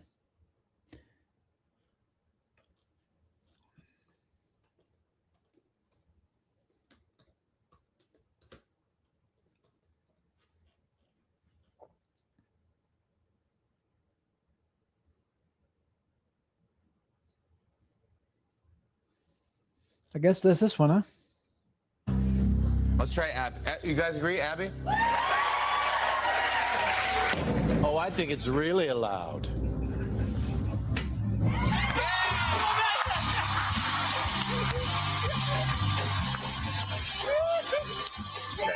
I mean, it was in 5 too. We're back with a clip of our good friend Jimmy Fallon. We celebrate that much for getting it in 5. I really was too excited about that. Jimmy, you're here with us this morning. Do you have any idea why we just showed that clip? This is very exciting. I have a big announcement. Jimmy Fallon on Savannah's show. Whenever I see Jimmy Fallon, I'm reminded of the channel Charisma on Command, because he breaks down some of his interviews. And Jimmy Fallon's not necessarily well liked in the celebrity world. To make, we've been developing Wordle as a game show for the past 2.5 years with the New York Times. And it's official. We are making Wordle game show with our host, Savannah Guthrie. Come on, Savannah. Oh my gosh. We can tell everybody. I know. We've been holding this secret between us for like a long time now. Yes. And we're going to make Wordle a game show. I'm so happy it's you. We were looking, we were like, who's the perfect host for this? We need to have someone that looks like they play Wordle, someone that knows how to run a show and host it. And we did the pilot, and you are amazing, by the way. I thought you picked me because I have a skirt that looks like a Wordle board. Look at your outfit. I mean, this is like, It is perfect. Well, I'll tell you what, Annie. Shadow and I are very good judges of character. And you can see Jimmy, there's another side to Jimmy that he just doesn't show. But there's something, I would say, inauthentic. That's the word that comes to mind. Fake, inauthentic. Now, granted, that is also true of many celebrities, by the way. Not just him. But that's certainly, with him, it seems a little more glaring. Perfect, yeah. Wordle is a huge phenomenon. Even the Pope plays it. Yes. Why did you think we can make a game show out of this? I just think it's just the first game in like decades that I think it's that everyone plays. Yeah. And everyone talks about it and sends it to each other. It's very social. My kids play it with me. Yes. Yeah, I play with my kids every morning. Yeah. Yeah, I got in 2 the other day. You did? Yeah, which is good. You must have really had an explosive reaction to that, because we saw what happened when you got it in 5. But it's so exciting. The way the gameplay is exciting. It's good. They're casting for it now. Yeah, I know. Why we're going to put up on the screen in a little bit. Okay. Because if you think that you're like, a lot of people who know this, like in my family and friends, are like, I think I can be a contestant. These contestants are really good. Yeah, they in our pilot, they were amazing. Because do you have a go-to word? Yeah. To start with? Oh, I was going to ask you that. If it's not too personal, No, it's not personal. do you have a first word that you start with every day? I've been switching it now every day just for fun, but I used to do ocean all the time. Oh yeah, a lot of vowels. Yeah. I do share. Share. Because I think it has some common words and it's a good mantra for life. Yes, I know sometimes, yes. Just a double meaning. How are you going to kick off the day when I play Wordle in the morning? Yeah, exactly. I would share everything. But it's good. Everyone could play it. It's like, And to be fair, I don't know very much about Savannah Guthrie's personality. I never watched the show. I've never watched her show. I've seen Nancy come on. Nancy seemed genuine to me. But I really don't know much about Savannah Guthrie. I do know she is in the upper echelons of the world. That is something that she is. not like a trivia game where you have to like know all these things. In fact, it's like you're just trying to guess a word. It's fun how they put it together too. It's like super fast paced and fun, and it's great like family game. I love a game and a show that you can watch with your kids and fun, and you feel like they're learning it's something exciting too. And the screens are giant, and it's a giant Wordle board. It's phenomenal, and you'll see that when you get I mean It's awesome. Wait, so you've hosted a lot of game shows. I never have. Do you have any tips for me? I know what you were doing is so good. By the way, you know how many people we thought you're going to be great, and then you did it, and like 200 crew and cast, everyone was like, we can't do the show without Savannah Guthrie. You were fantastic. You are the sweetest. You were so good. Jimmy, you're funny. Thank you so much for coming on. It's a big announcement. I know it is. It's exciting. We're bringing Wordle to TV. Wordle is coming to TV. NBC, come on, baby. My God, yay. Wordle, let's go. Oh, Craig. Oh, my. Oh, we got some swag. You brought swag for me? Wait, look, you're so lucky. Yours is a 5-letter word. We had to make mine savvy. Yeah, you like that? Savvy's a good Jimmy nickname. and Savvy. Here we go. Yeah, this is it. Oh my gosh, Wordle is happening. You know, we said thank you for the for a swag. long And you know what, chat? I'm kind of torn on it myself. Because on one hand, I did say before, as Nancy said, that if Savannah wasn't able to do her own thing and was afraid to move on or like move out, then Nancy didn't do her job. I think that. And I think the whole goal was to punish Savannah, so her trying to have joy, I can get behind. That being said, it does something seems a little icky about it. Her doing this game show, just the contradiction of the contrasting moods of in the background, your mother's missing and probably murdered, and then the jovial game show. I don't know. And again, and maybe that makes me a little bit of a hypocrite, honestly. If I said I'm okay with her going back to work and trying to have joy, because if the goal was to punish her, don't you want to show them by doing the opposite? Yes. But I don't know. For some reason, it seems different to me.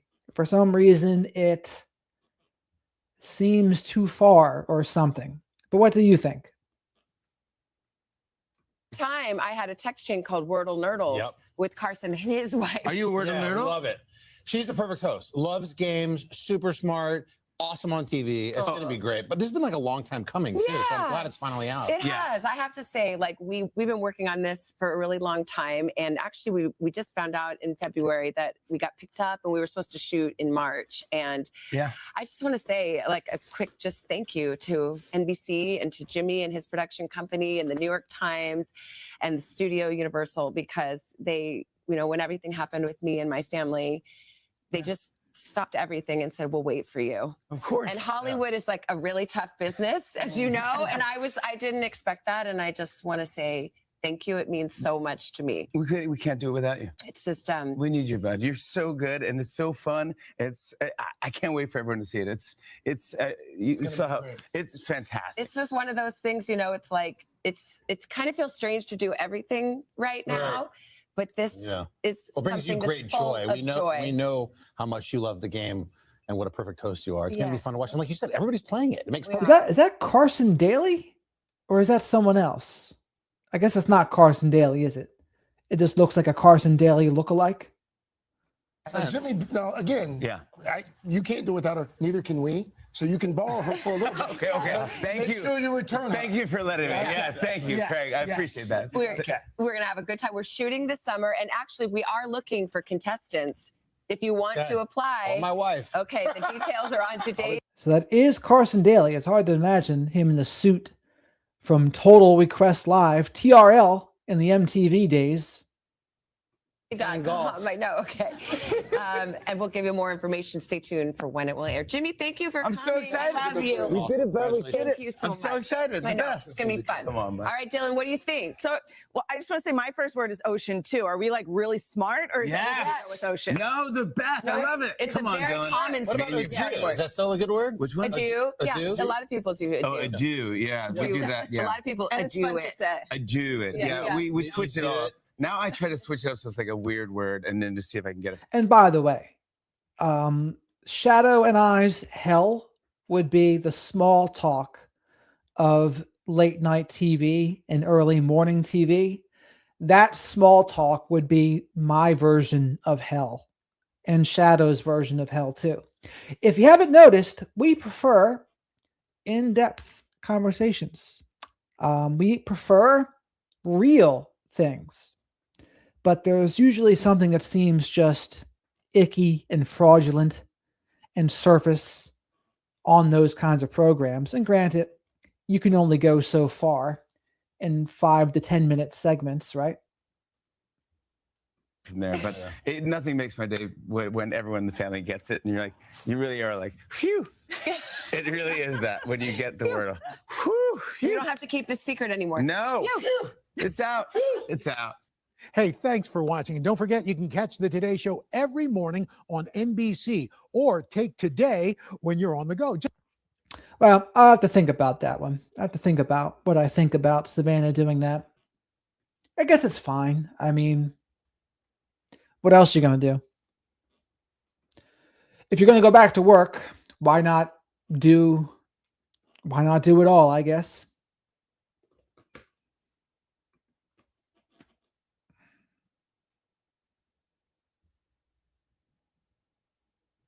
So we should watch this one because the other one we saw.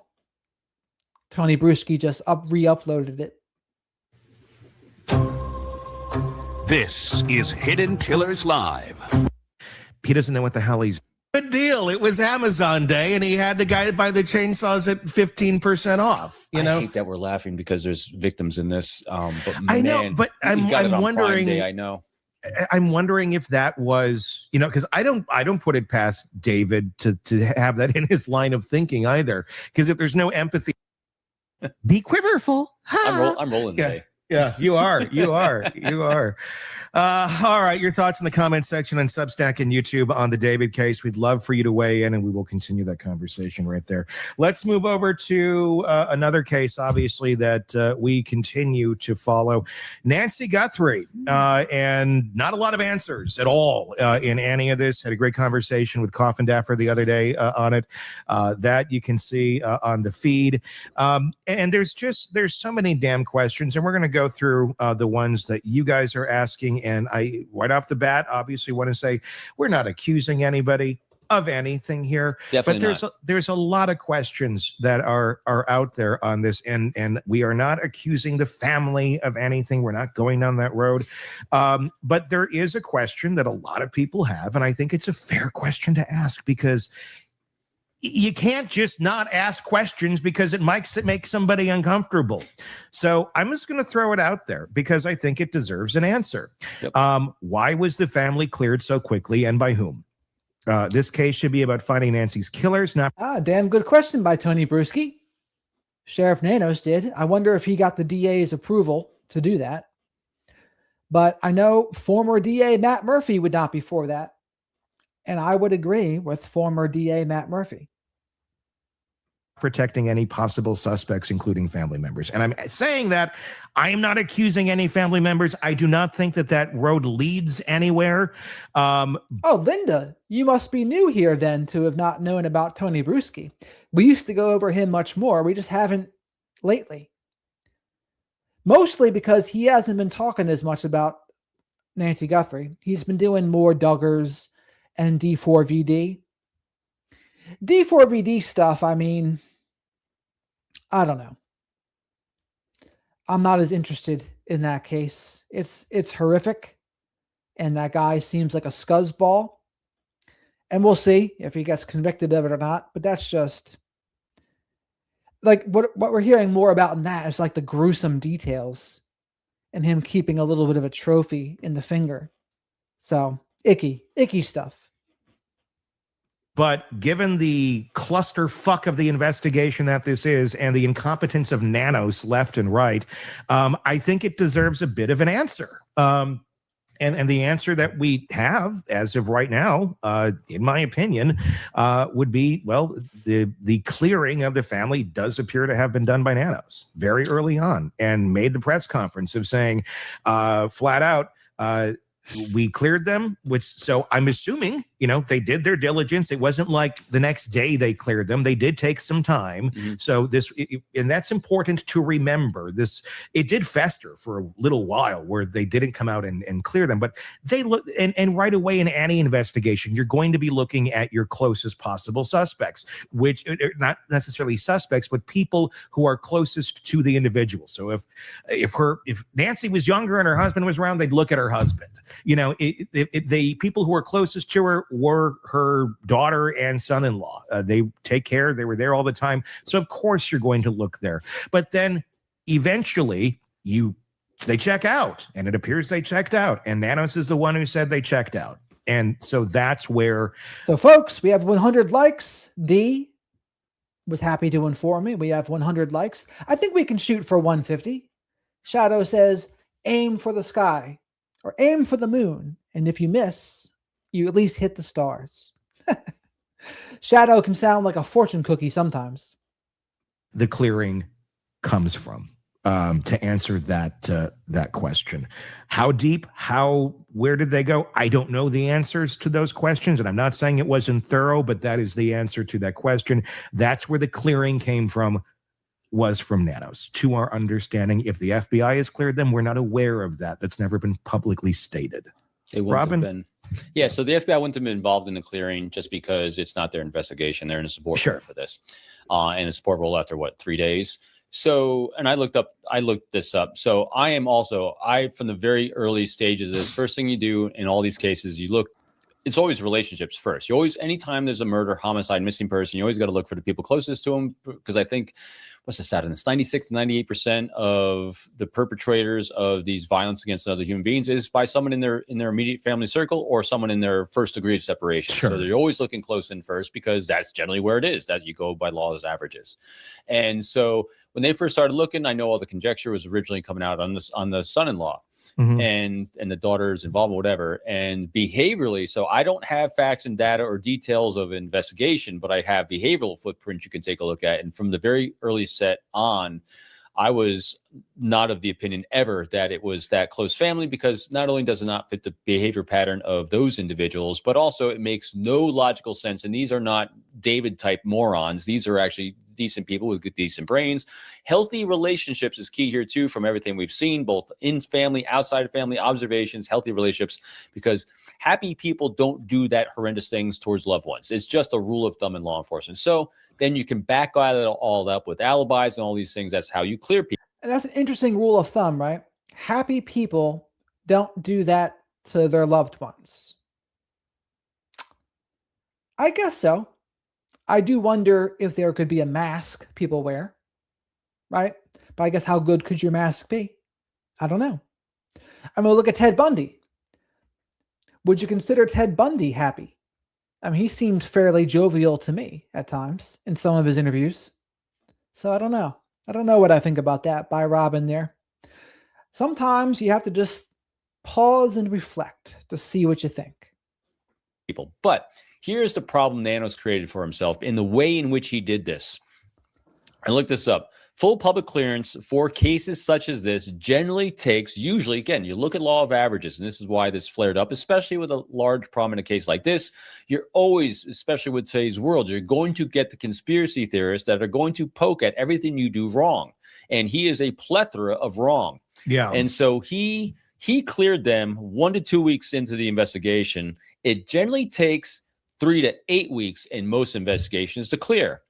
Was he, or are they accurate? I think in the clearance, yes. But because there's not transparency into the how, what, and how, where they cleared them, or what criteria they used, and all things. Not that the public would know that, but it gave material and fodder to the conspiracy theorists that it must be them. He's in on it, and all these things, because he broke the norm.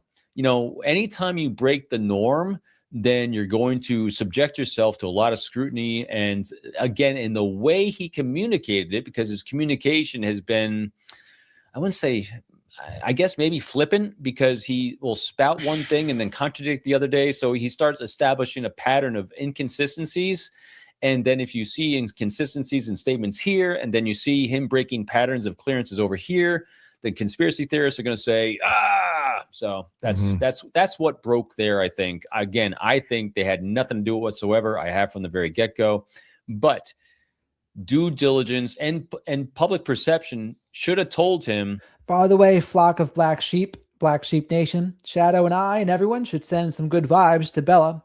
She did lose her brother in February, and her mom's feeling it too, of course. No mother or father wants to lose their children ever.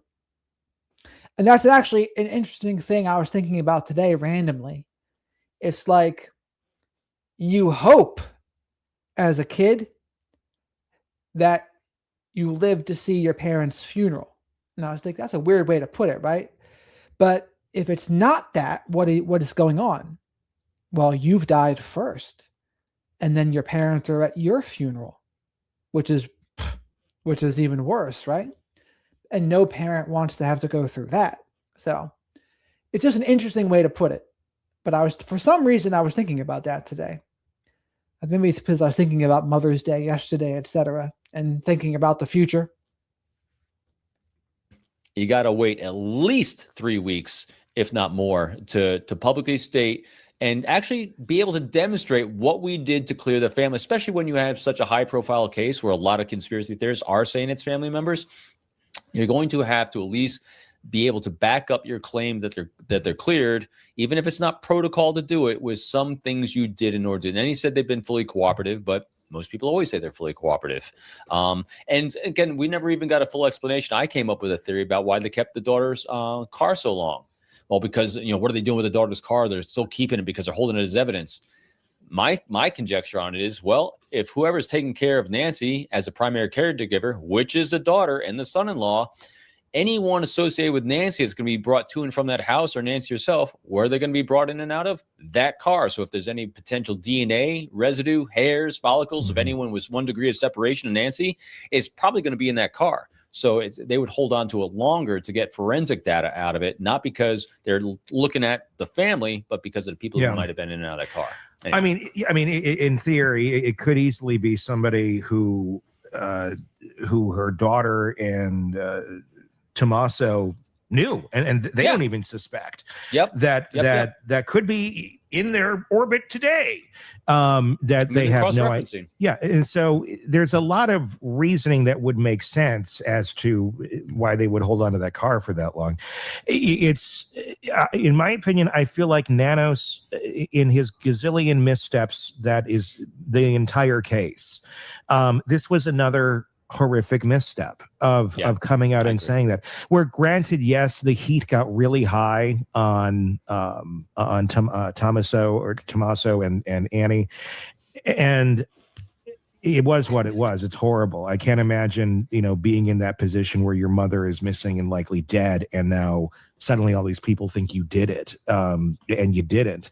But the fact that he came out and didn't let it basically kind of run its cycle of, okay,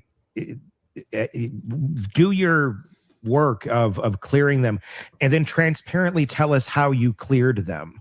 That would shut it down far greater than just, they didn't do it and you're an asshole if you say they did, because that's essentially what he did at a press conference. You're a horrible person. I forget what was his, do you remember what his exact words were? It stood out because we talked about it last week. It's like, he not only said like they didn't do it, but he said they didn't do it, and if you were saying that they did, it was something like, you're a despicable human. It was something of that nature, where it's like, that's odd. That's an odd adage, but it felt more of like a deflection of the department's shitty work than it actually did truly try to be a deflection of them being involved. And not that I think they're involved in any way, shape, or form, but it all comes back to Nanos of ego, in my opinion, and control and image. There's a simple thing in aviation that is a simple saying, I've said it on the show before, is no emergency takeoffs. Yeah. Because every emergency takeoff of an aircraft is going to guarantee an emergency landing. Yeah. And so that's a good one. I like that. No emergency takeoffs, which means what?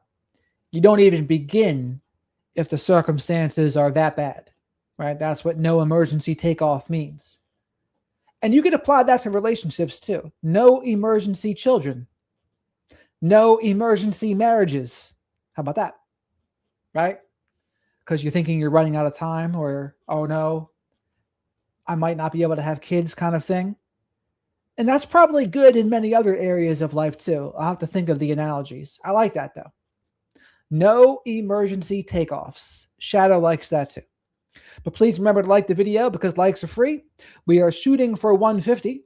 So spank that like button. Subscribe to the channel if you're not already. Tell a friend or 5 about the Flock of Black Sheep. Say hello to the Flock of Black Sheep in the live chat. Great group of folks. And super chats, super stickers, and becoming a channel member or gifting memberships. Great ways to support the channel. And thank you very much for all the support that Shadow and I have gotten so far. And what that means in these contexts is, don't be fast to speak. Yeah. As a matter of fact, I was talking about one of the reasons why this is such a beautiful, perfect weekend for me with my daughter, because there's so many opportunities where I could have opened my mouth and I didn't. And I was more of a hero because I shut up, and I enjoyed the moment. You can take it in, you can assess, and you can. And Shadow sometimes reminds me, we have 2 ears and 1 mouth for a reason, because we are supposed to be listening more than we speak. Play the impact of the words forward before you open that mouth. And so that's where he failed continually throughout this. I'll never question his intent, even though, egocentric behavior and all that, which we see in lots of leaders. So he kind of falls in the norm of that. But here's where he completely continued to fail, was he didn't take a pause, take a breath before you start spouting out your mouth in playing forward. All right, if I say this, what are people's reactions going to be? What are the conspiracy theorists over here going to say? What's the reaction of family going to be? What, and let's look at all the leading vocal people that are assaulting this case. What would the impact of my words before they say them? How can I? And that's a wise thing to do by Robin there. Wise words. And also, this makes me think too, any position that is political, meaning you have to be voted in, the skills to be voted in are often very different than the skills to do the job well. And that's the problem with any elected position, is that the skills that it takes to be elected the position are not always compatible and congruent with the skills of doing that job. So that's something to keep in mind too. And I wonder how much of that's going on with Sheriff Nanos here. Oh, he can be elected. He's good enough to get elected. But how good is he at the job really? I don't know about that one. I mean, from what we know in his record, he's got quite the checkered record there. And tweak them. Then you engage loving critics, people that you can actually bounce ideas off of and say, hey, I was thinking of saying this. What do you think about that? What do you, to all in your close circle, before you put a statement out and say something, it's like, if the intent is, I want to ensure that the family's cleared and that there's no retribution against them, and the department doesn't come under higher scrutiny by which I'm doing it, the speed of which I'm doing it. What's the best way forward to do that? What can I say that can accomplish that mission and goal, while at the same time placating an entire country that seems to be fixated right now on this, with lots of mouthpieces, hundreds of mouthpieces that are coming in and saying, boop, boop, boop, boop, boop, boop, boop, picking apart every single word. So, because that's where, unbelievably, his immaturity of communicating with the media has completely failed him. For someone who likes to tout how experienced he is, and then he's also the first to say, I'm not used to people taking my words seriously. Yeah, over 40 years of doing this, and really? It's just, yeah, right. You're not used to that. Well, that says a lot about what's going on in the last 40 years. And maybe we should take a closer look at everything you've investigated in the last 40 years. If this is how you're operating and no one's checked you yet on this. Oh, wait, they have. And it's been chaos through most of your career. It's a mess. Another question on this. We go back to one that, we've talked about this at various stages of this over the last 5.5 months. We're literally going on half a year since this happened now. Were the ransom notes and Bitcoin demands legitimate or hoaxes / AI generated? Why demand traceable crypto if there's never any withdrawal or follow through? Robin, your thoughts on where it's at today? So this is one of those things that most of us are in agreement on. Money was never the intent. It for profit of ransom. And I agree with that. I don't think money was the intent. I think the intent was a hit. That's what I think. That's what Shadow thinks too. To me, Nancy, that wasn't the intent. My conjecture. I know, again, I don't have data and details of the investigation. Some people have more, some people have less. I'm highly skeptical that any of those notes coming in were actually legitimate ransom notes. I don't think any of them were. But that's my personal opinion, based on research, based on how these things work, because as I've said, and other people have said too, if the intent was to profit from Nancy. Well, Dana, I would say, people get sad when they lose someone because they miss them. Like they miss the connection they had, or the love they shared, or the memories and the fun times they had together. So, there can sometimes be maybe a selfish element of grief, but I think there's another part, probably a bigger part, I would say, of just, you miss that person. If you had a good connection with them, of course you're going to miss them. Of course it's going to hurt that they're no longer there with you in this journey of life. But that's just how I would see it.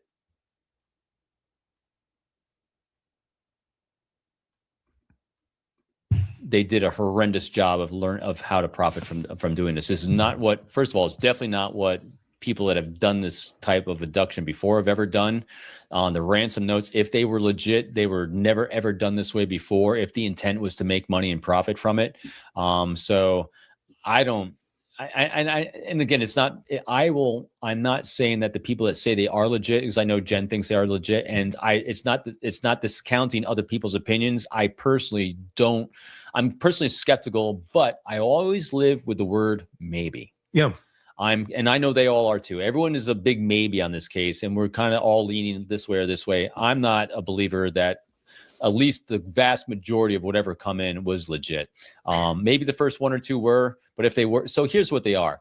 If they were legit, the first one or two, like much in this case, they are aberrations of what typically happens. And they land down in under the 3% range of probable yes that they are legit. If they were. And here's an observation I've made, and it's not in any way to disparage anybody that thinks that these things are legit, but I have made this observation of the folks that I do know that have that kind of land more on we think some of them were legit, at least in some way, shape, or form. They're not the most well-versed folks in AI. And look, more power to them, more power to you, that you haven't gone down that rabbit hole in life yet, because once you do, you can't get out of it. And it's shocking. What AI can, I mean, it's almost, it reminds me of the first time. I mean, the interesting thing is also TMZ is not showing those notes to anyone. I mean, that guy Jackson made a point of saying, oh, Brian, you haven't seen them, but we've seen them because we're TMZ. That seems fishy to me as well. The fact that they're exclusively the ones that get to see it, that sounds fishy to me. Somebody used Google, where it's like, what do you mean you can just look that up like that? And we thought that was amazing in 1999. I totally think they could have been AI generated. I've done it myself. The same sort of shit. Like you like make this look. You've even attempted this to see what it could generate, and it knows how to speak to people. And look, people are easily influenceable without AI. If you just know how to press the buttons and you know how to speak to someone in a certain way and hit certain trigger points, and you can get information out of them and then reinforce that information. It's not hard. AI is a fucking genius at it. And here's what it can also do, because this is what I did when I was doing my research. And we did this a couple weeks ago. Researching how to use AI to create a ransom note that actually looks real with a lot of specificity. And so there's a lot of data out there. There's a lot of photos. There's a lot of knowledge about Nancy out there, even if there's not specifics that they say, well, this has never been photographed before. Well, here's what you do. And I grant that there's people better at it than me. You're definitely better than me. And I know there's people even better. If you plug in what typically, and you have a background of Nancy, you have a background of where she grew up, you have a background of the family dynamic, and you actually have her typical clothing selections that she typically is wearing in public before. You can actually have AI create the likelihood and probability that she wears this type of thing at night, at this type of, you can actually have it do a predictive what she'd be wearing, where it would typically be, and all these things, and actually be friggin' accurate as living hell. So when you put it into a ransom note, it looks completely legit and completely real, because AI is predictive. When you actually have a couple data points, it's exceptionally predictive. And so that's why, because no one's been publicly accessed, that actually can interrogate those things. I know the FBI has it, so maybe they have looked at this, but from us in the public that have just what's been presented to us from Harvey on TMZ, I don't believe. You have that, and then mix in a person at that moment in their life. I mean, anybody. I mean, obviously the family more so, but really anybody who's not an evil human being is hoping that this could be a sign that Nancy's not dead. And that, so we do that so you have that hope that's going on there that makes you lean into, as a human being, and if you're an empathetic human being, I'll preface it at that you want these things to be true to a certain, as horrible as it is. There's a ransom note, it's better than nothing, and that is something that you're going to lean into naturally, going, oh, maybe this is a sign. You're looking for the pattern, you're looking for something, and if there's a little nugget to hold on to. And I don't know what those ransom notes are. They've never put them out to the public. I've heard bits and pieces behind the scenes of what they are. And everything I've heard of bits and pieces that were behind the scenes are, in fact, if you go watch a Today Show video of them at Nancy's house, you could make up a pretty damn good ransom note. You can make it Well, see, they mentioned that she has this is not part of the ransom note. I'm just throwing this out there as an example. Like, she has an alarm clock on the left side of her bed, and it looks like this. And oh my God, they had to know that. Well, there was a video from the Today Show, and somebody could have gleaned that. Yeah, but did they really do that? Yeah, they really could have done that. But your the good naturedness is going to make you want to go, nah, I doubt they did. You're going to look for it of actually having some meaning in some sort of sign, and not just bullshit that somebody is using to take advantage of people with. That's how we work. And again, that's not a true example. That's not part of the ransom note. That's just an example of how this thing theoretically could have been worded to trigger someone and people to go, must be true. Well, and people always want to hang on to hope, and even when I was doing a lot of the news broadcasts from it, I didn't say it, but every stat I had and everyone behind the scenes is I didn't think she left that house alive. Yeah, I don't think from the very get-go. I mean, it was when you look at the law of averages of an abduction of someone who's 80. That's one of the few things I disagree with Robin on. I do think she left alive. I kind of think she fought a little bit at the front step, and that's why they hit her with a fist or an object.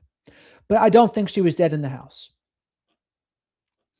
And I don't think so also because the pacemaker wasn't disconnected until 2:28. And as far as we can see, there was no sign of death before it was disconnected. So I don't think so. I think she maybe didn't live much longer, but I don't think she was killed in the house. 2 years old, you got blood splatter, and then you have no sign of life, likelihood of survival. Not good. No. We're talking it was under 5%. No. And so that was from the very get-go. Your thoughts in the comment section on Substack and YouTube. We'd love for you to weigh in. One more topic here we'll touch on for a few moments because everybody's still talking about it because it'll never go away. The Duggars. Oh goodness. If you haven't caught up on this, be sure to look back in our video series, audio series. There's a lot. All right. They're going to go into the Duggars. We're not going to go over the Duggars today. We've done it once, but I'm not interested in that today. Yeah, dead bodies certainly don't bleed in the same way that living bodies do. That's for sure. And that cough pattern to me looks, that's someone that's alive. They're not dead yet. But at what time did it stop transmitting? It got disconnected from the transmitter at 2:28. What time did it, how much longer before that did it stop transmitting?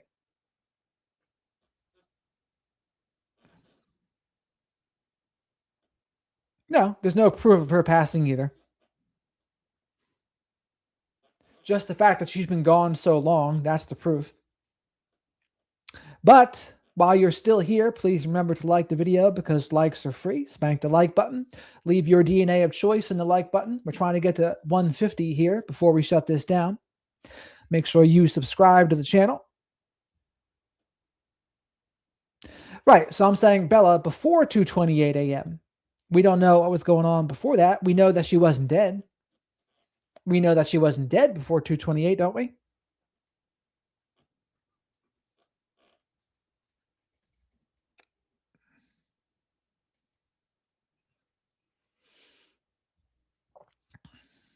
I think she fought in the front step. That's what I think.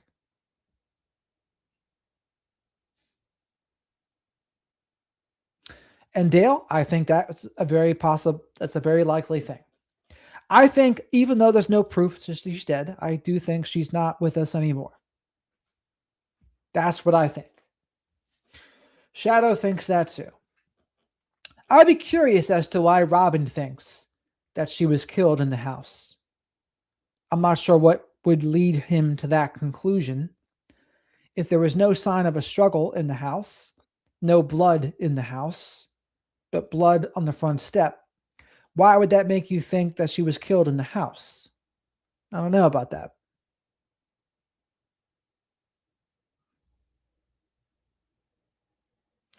And honestly, at this point, that aspect doesn't, if she's dead, she's dead.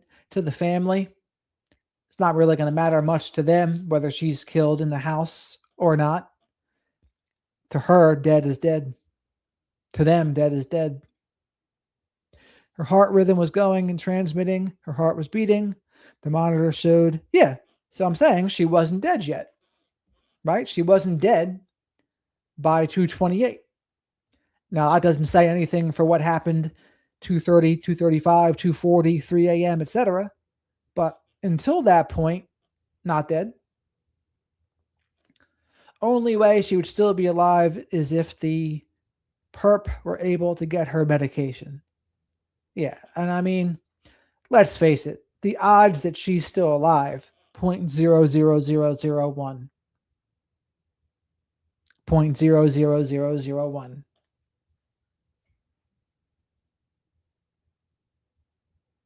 Correct. That is correct, Bella. That is correcto mundo. So we have some announcements coming up too. Next Friday will be a Dr. Salerno interview. I'm going to record that one. And I'm working on getting I'm going to ask DA Matt Murphy, former DA Matt Murphy, on the show. I'm going to try to get the woman from The Psychopath, Women Who Are Attracted to Psychopaths book. Jeremiah was a bullfrog says there's some hotties in here, eh?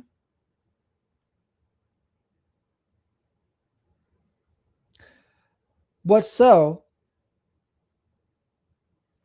mistaken about the functionality of a pacemaker? What do you mean? You can't see from transmitted data if someone's alive or not? Then what the hell is the point of transmitting data if you can't even see if they're dead? Like, wouldn't the heart rate data show something if it's being transmitted? I know a pacemaker transmits after death, but it's supposed to be measuring your heart. Like, if there's a spike in a heart rate, wouldn't you also see a heart rate go down to 0?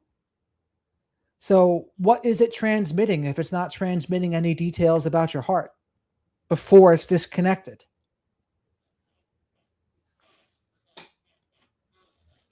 A pacemaker can go on for a year or two, if not more, after someone's dead. Just because someone's dead doesn't mean the pacemaker stops. I'm talking about the data.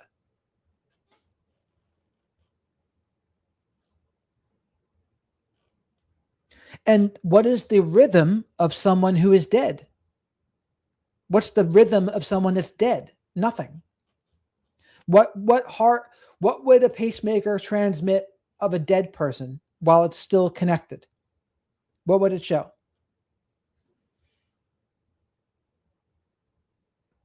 Right, and what would it show? What would a transmitter show? What data would it show from a dead person? And how would it look different than a live person?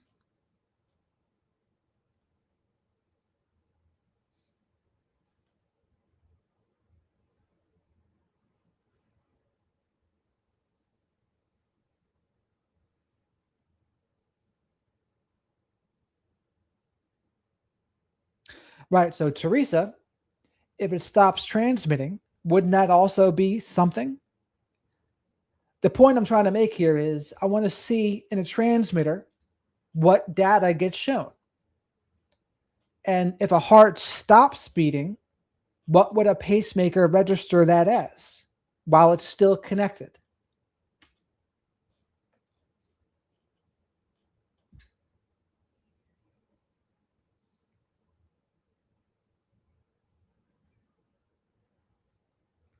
Well, I'm trying to understand what I'm so wrong about. Bella, I will look, I'm going to Google it because no one's explaining it to me. And what is the point of your disagreement? I think she was still alive in the house. Like, what do you disagree with?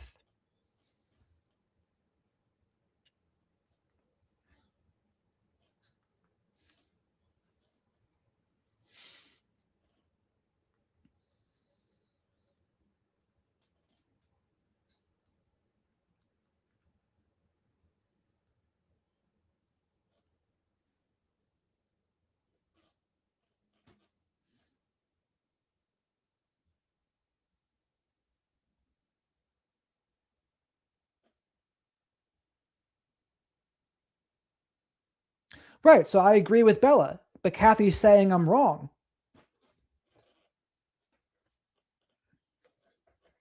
But Kathy, you disagree with surgical nurse Bella then. Do you know that? Surgical nurse Bella says she was not dead. It was transmitting to Meditronics.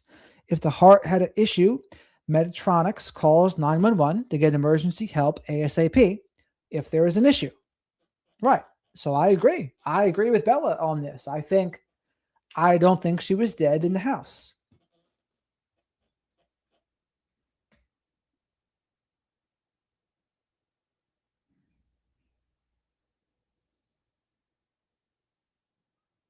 Correct. And we don't know what happened after 2:28 a.m., Annie. And again, we don't know because there's no data transmitted.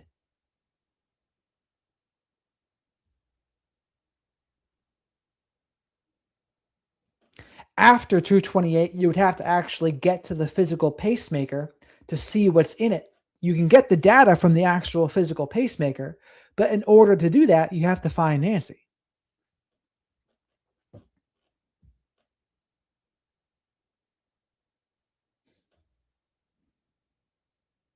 Yes, and Heather, I agree with that.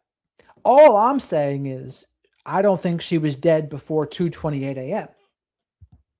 That's what I'm saying. I think while the pacemaker's connected, you would at least see something while it's connected. After 2:28, when it's disconnected, that changes everything.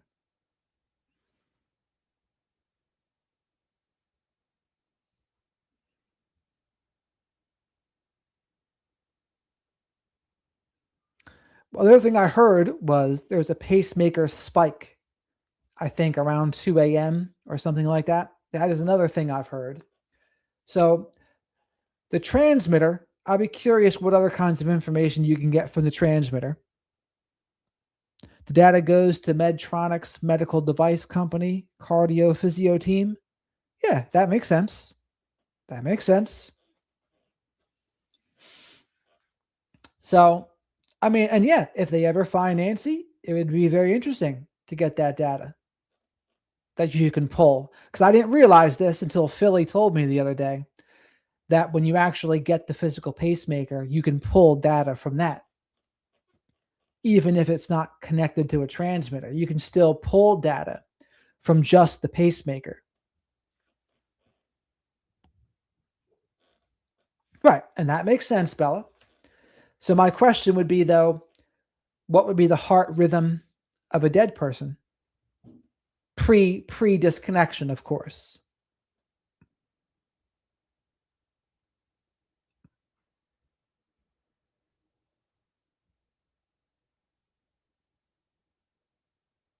No, I don't think there'd be a jolt involved.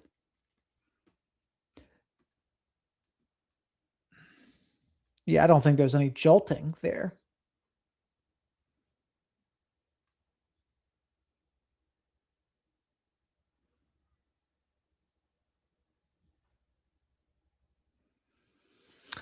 Rose, welcome back, Rose. I started watching your channel about a week or two after Nancy disappeared.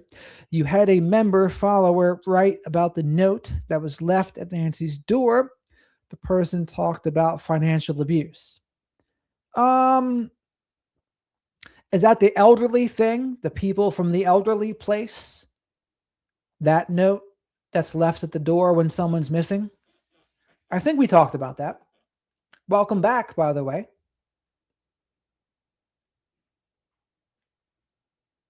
Yes, I agree with that, Kathy. To get the data from the pacemaker, you need to find Nancy at this point.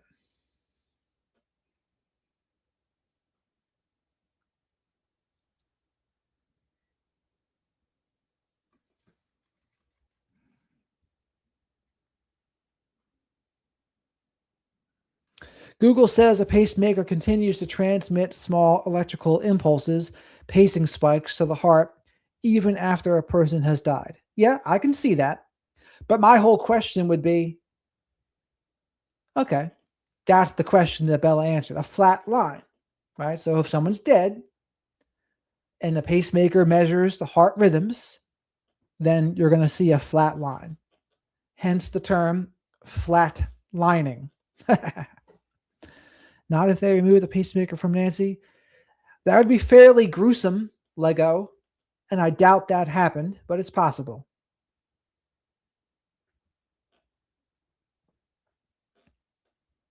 Any jostling around at rest in bed could more.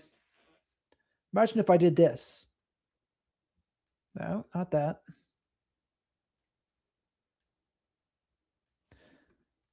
Look at that. I mean, like what the kids do.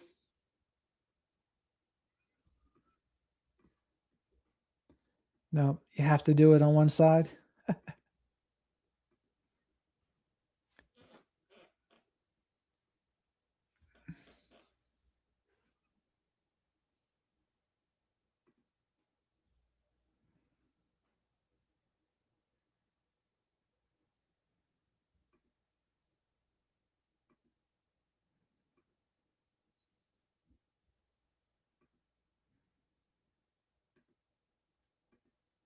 Interesting.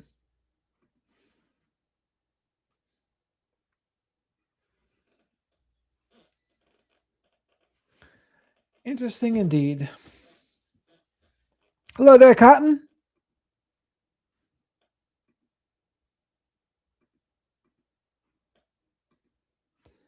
Oh, Living, welcome back. Living on a prayer. Just coming back in. Hair wash, getting ready for bed. How are the pups over there? Hello.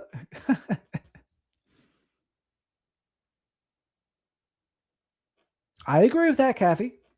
All I've said was I don't think she was dead yet. That's what I'm saying. That's my hypothesis. Not theory, but a hypothesis. Now that Livin is so fresh and so clean, and her hair is washed, her thick, dark hair is washed, now she feels like a new woman.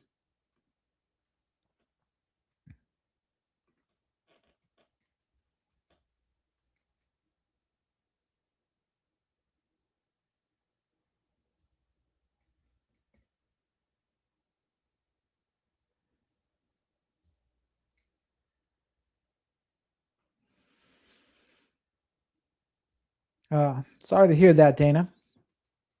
How come the blood drops by the front door don't look like she or anyone stepped on them? You don't find it odd that there are drops on no shoe prints? It really depends on how the blood fell.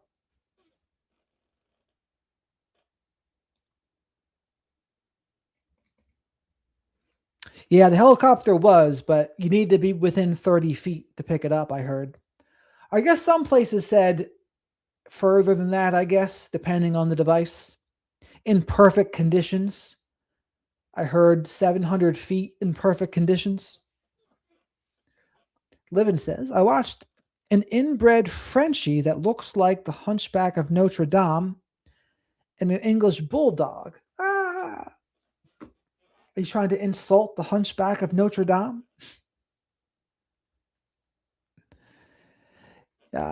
Murphy's Law, they call it, Annie. Murphy's Law. Livin says, I didn't want to wash my hair. My mom said it smelled bad when I visited recently. Ha! Nothing like mother, to be honest, I guess, right?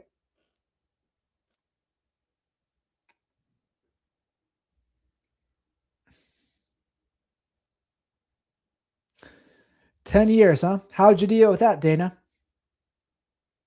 Stacks, what's shaking? And I agree with that, Bella. Yeah, they say in perfect conditions. Philly was giving me a hard time about it. But it's more likely like a couple 100 feet, I would say, at max. It should, Annie. It should. There are plain pacemakers without defibrillate. If I could say the word defibrillators. Defibrillators.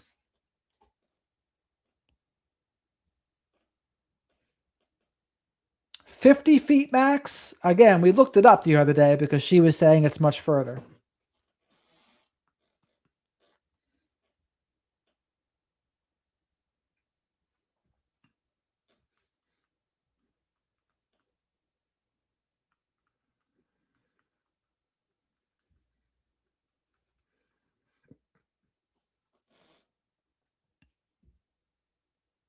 I have not heard that either, Kathy.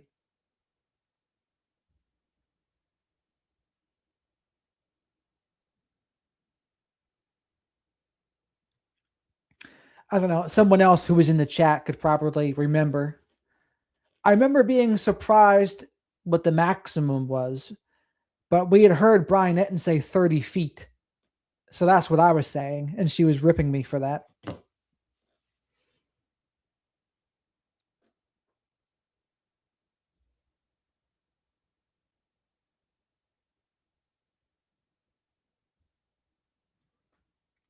I'm thinking I need to start washing my hair more often. Ladies, how often do you wash your hair as a woman?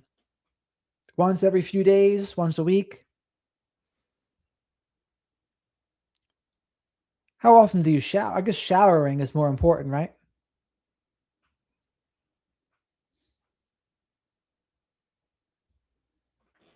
No, we're not having an argument. We're just trying to get to the bottom of it because Philly was telling me I was wrong when I said 30 feet.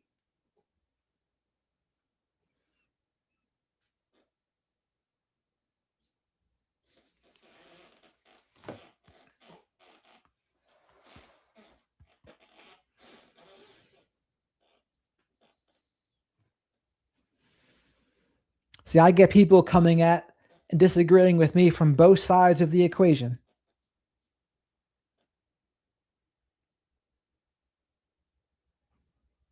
See, living? Kathy washes her hair every day. Shadow washes his feathers every day as well. Jared does it at least once a day, sometimes two.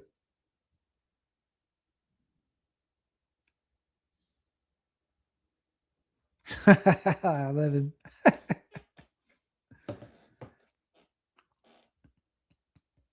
The point is, I don't think we're going to find Nancy Guthrie because of the pacemaker. They're not going to be able to signal sniff it or whatever the hell it's called. I doubt it.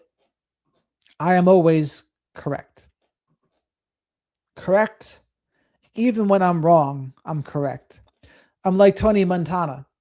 Even when I lie, I tell the truth.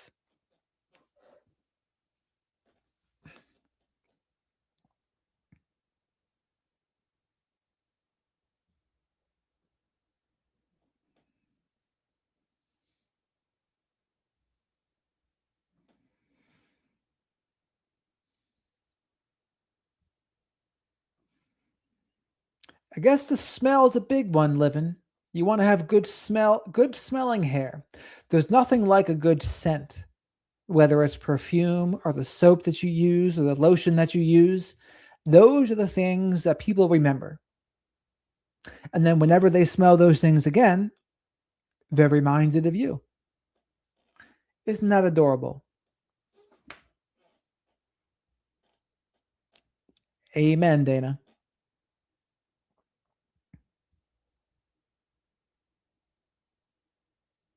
Oh, it definitely still is working inside of her. There's just no way to get the information until they find her now. And you find her, the biggest part of the problem's already solved.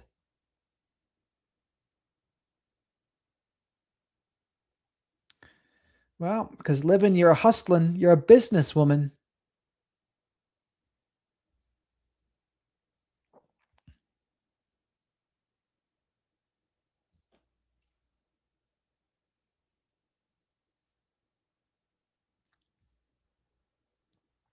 I need to have the pacemaker representative that's scrubbing with us in surgery come here to speak to everyone. Yeah, I think that would be very interesting because I'd have all sorts of questions for him. And I know all the questions to ask. Like, I know what I would be curious about. Because I know some things get lost in the texting translation. Linda, Debbie Downer. Linda's like all those scents and things cause cancer too. Now, granted, Shadow and I are up to date and we try to stay away from parabens, phthalates, and fragrances and microplastics too.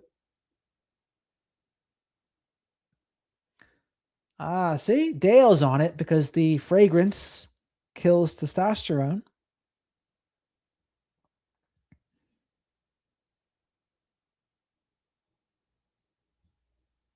The perfumes I love are inevitably discontinued. I'm a black sheep scent person, I guess. We still welcome you with open arms, Heather. Don't worry.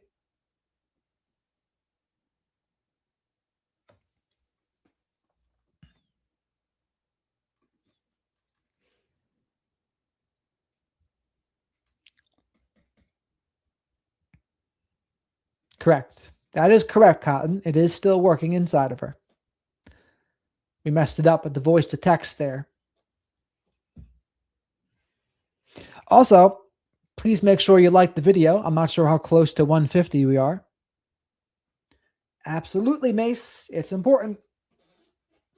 Got to have your bass in your voice.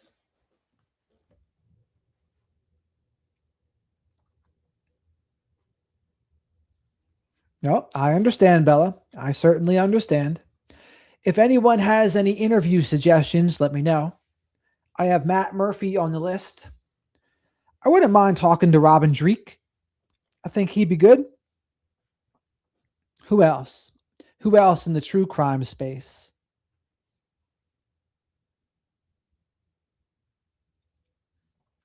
We'll have to see. I have to break in. I have to break into the true crime space, and Shadow and I are going to have to earn our stripes. They're not going to just hand things to us, which is fine. We got to earn it. Hello there, Cab. Welcome. Law enforcement knows a lot more than they are going to tell us right now. I agree. I think it could be someone that contacted Savannah and she didn't respond. Stalking situation from a distance. That could be. Chi is sulfate free too. I like it, Linda. Who contacted Annie and T? Maybe Nancy's church friends, but we don't know for sure, right? That would be interesting. Art Bell. Who's Art Bell? I can write it down. You know what's crazy is, which is kind of good though too, now that I'm not watching anyone, there's more people in the chat than when I was watching people before. How about that? Annie noticed that too. I liked Beyond Paradise, Victoria's Secret, Victoria On and On, Monde de Paris.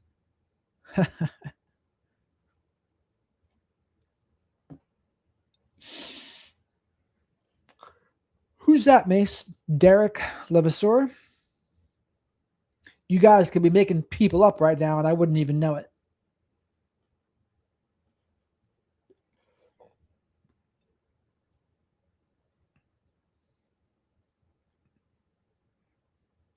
Art Bell, Derek Levasseur.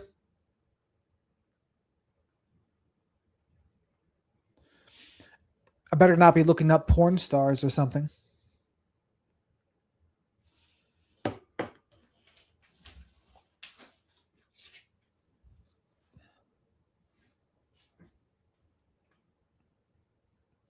Yeah, that's what I thought. That's what I thought, Stacks. Andy Griffith Show. Dana says, I did hear on Megyn Kelly when this was only like a week out that Savannah did have a stalker. A female stalker is what they said. Interesting. I did not hear that, Dana. We'll have to circle back to that. The family probably are not allowed to speak too much with an ongoing investigation. Probably correct. Colombo. Mike Colombo. Dan Colombo. DNA 140. I don't know who that is either.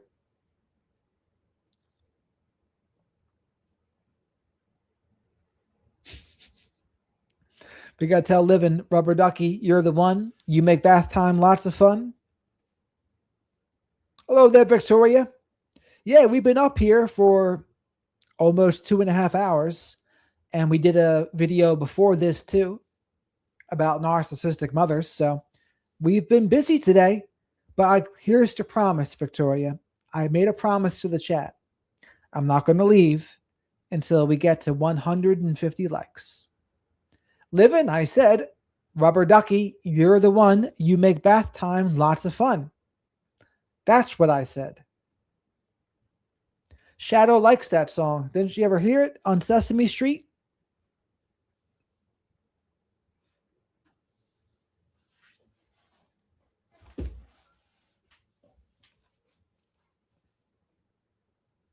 Heather knows what I'm talking about. I guess Livin does not understand.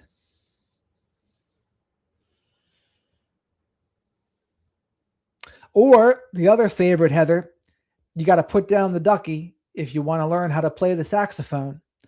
Nowadays, you got to put down the cell phone. That's like the Sesame Street remix. You got to put down the cell phone if you want to learn how to do anything. You got to put down the iPad if you want to be able to do anything.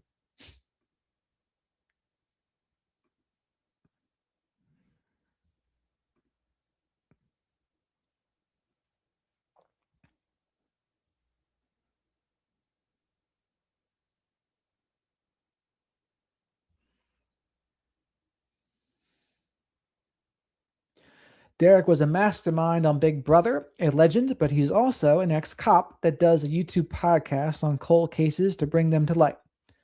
Okay. I've seen a couple ex-cops we've went over. Shadow thinks that many times a night, Lego. Shadow says, Jared, he said, you're lucky. He said, you're lucky they're good to us.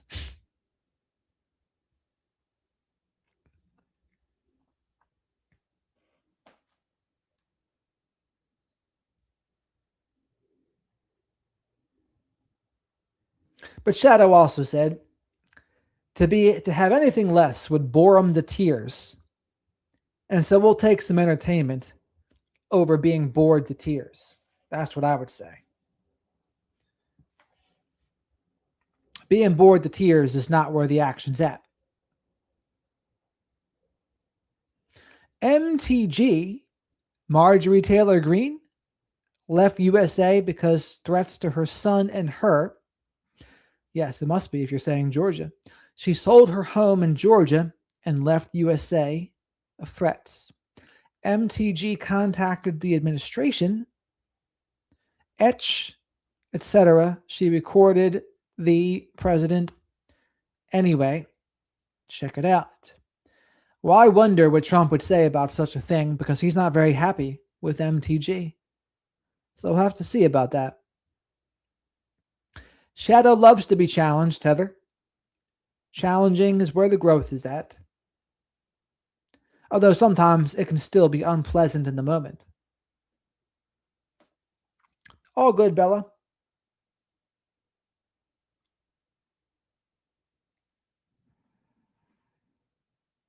How are we looking on likes, Victoria? We got 150 coming up. Loading.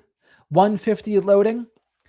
Are you all going to promise to tell 5 friends about the flock of black sheep that we talk about true crime, current events, and psychology?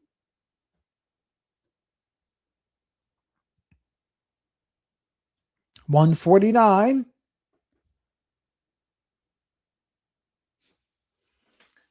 Nothing like some growth time. 150? Wendy says 149. No, you did not, Annie. You saw Lord Boebert doing something in a Colorado theater. You saw that. But you did not see my MTG.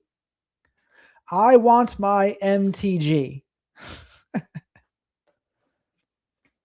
But give some MTG some credit. She stood with the victims. Her, Thomas Massey, and Rokana. They were the only 3 that stood with the Epstein victims. How about that?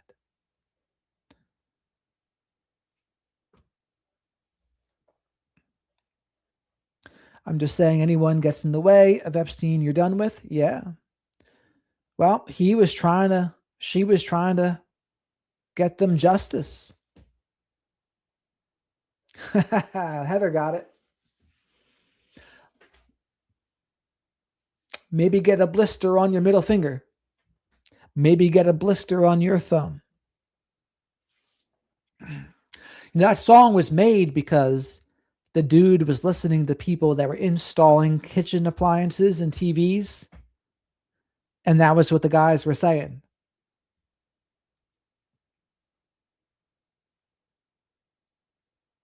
We have to install this color TV. That ain't working. And the guys installing the TV were like about the rock stars, which was back then maybe Pink Floyd and Led Zeppelin. That ain't working. That's the way you do it. Money for nothing and tricks for free.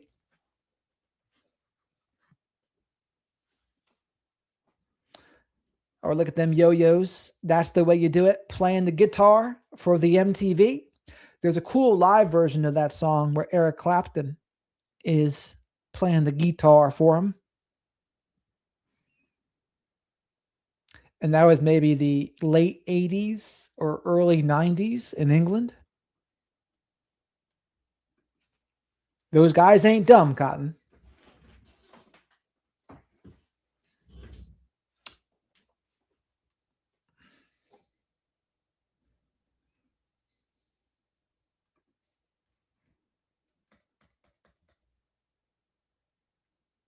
Sometime maybe go over schizophrenia. You know, schizophrenia is the one I know the least about. I had a friend that was schizophrenic, though, and he wrote a book about his experience being confronted by the devil.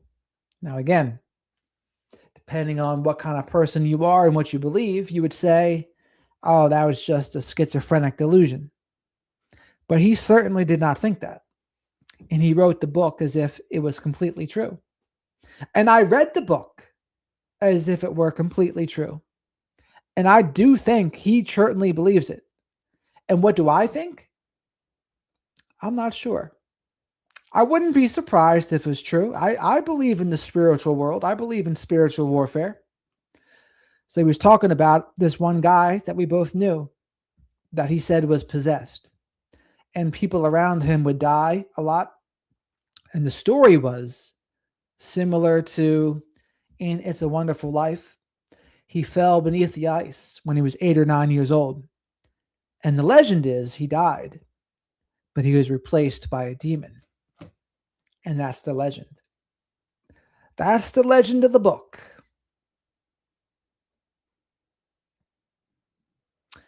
Nah, Carson Daly was way after that. Carson Daly was introducing Korn and Orgy and who else? Eminem. Remember that back in the day when people were actually excited to see music on TV? I used to watch MTV as a kid. I was 2 or 3 years old. Back when they thought MTV was ruining society. And now they're like, oh my God, society's gotten so much worse than just MTV. People in the 80s would drop dead if they saw what society was like today. If they saw all the OnlyFans and degeneracy everywhere, oh my God, they would just lose their minds. I do too, Dana.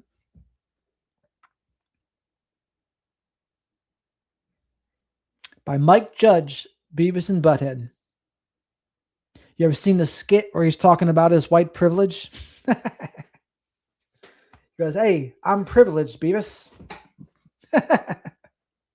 Because they're going to school and the professor's like, you are privileged because you're white. And he's like, what? And he goes, cool. Really? And he like steals a car and the cop pulls him over and he's just like, I'm using my privilege. He goes, isn't it more insulting to not use my privilege?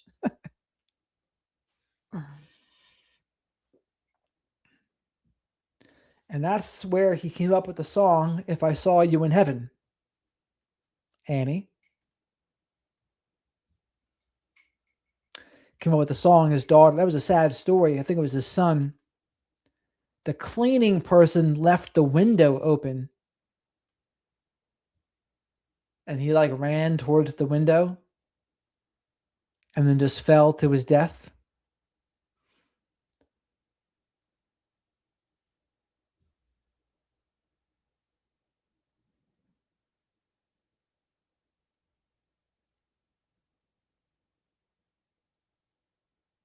Dana, how dare you name a dog Butthead? Classic. I guess South Park became kind of the new Beavis and Butthead. Family Guy, maybe a little bit too. I've been seeing a Family Guy renaissance on Instagram, by the way, of all the Family Guy clips. Some of them will send you straight to the Chuckle Hut. Like Littlefoot from The Land Before Time. The Real World. I used to know someone from The Real World. Maybe I'll invite her on the show if she'll ever come on. The millennials and older would maybe know who she is.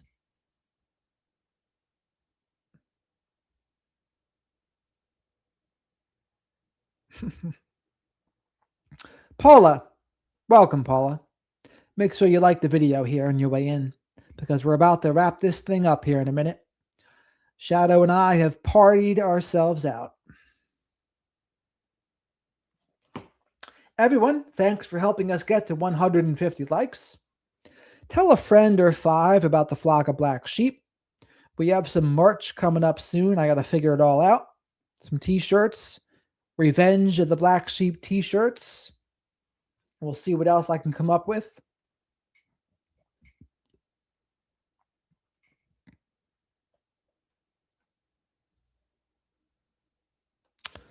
Ah, that's unfortunate, Dana. But yeah, make sure you subscribe to the channel as well. Make sure you've liked the video. Share this video with a friend. And remember, 10 to 10:30 p.m. Eastern, 5 or 6 nights a week usually, we go live and we talk about true crime, current events, and psychology. I interview a lot of mental health professionals and psychology professionals, some true crime professionals too. And right here to my right, Shadow the Night Owl, mascot of the channel, my right-hand man, my buddy. No one would dare say a bad word about Shadow the Night Owl, or there would be hell to pay. Isn't that right, Julie? Thank you, Julie. Sweet dreams to you too. Amen, Lego. We're all 4 people making friends here.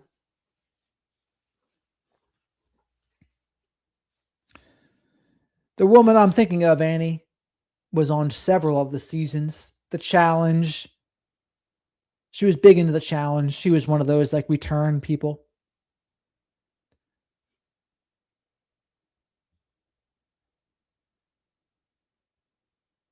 Right on, Chatty. 152. We love it. But all right, guys. Good night to you, Linda. Good night, everyone in the chat. Thank you for modding. Miss Kim and Livin, if you're still out there, thank you for popping in. We're always happy to see Livin, aren't we?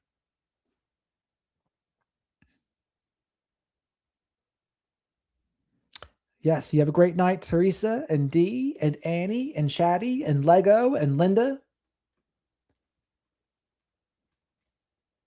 and Dana and Stax, Paula, Bella, Victoria, Mace, Cotton, Heather, and everyone else that I missed. Got to talk to Rooster in a minute too. Make sure he comes back around these parts. But all right, guys. Have a great night, everyone. Shadow and I appreciate all your support.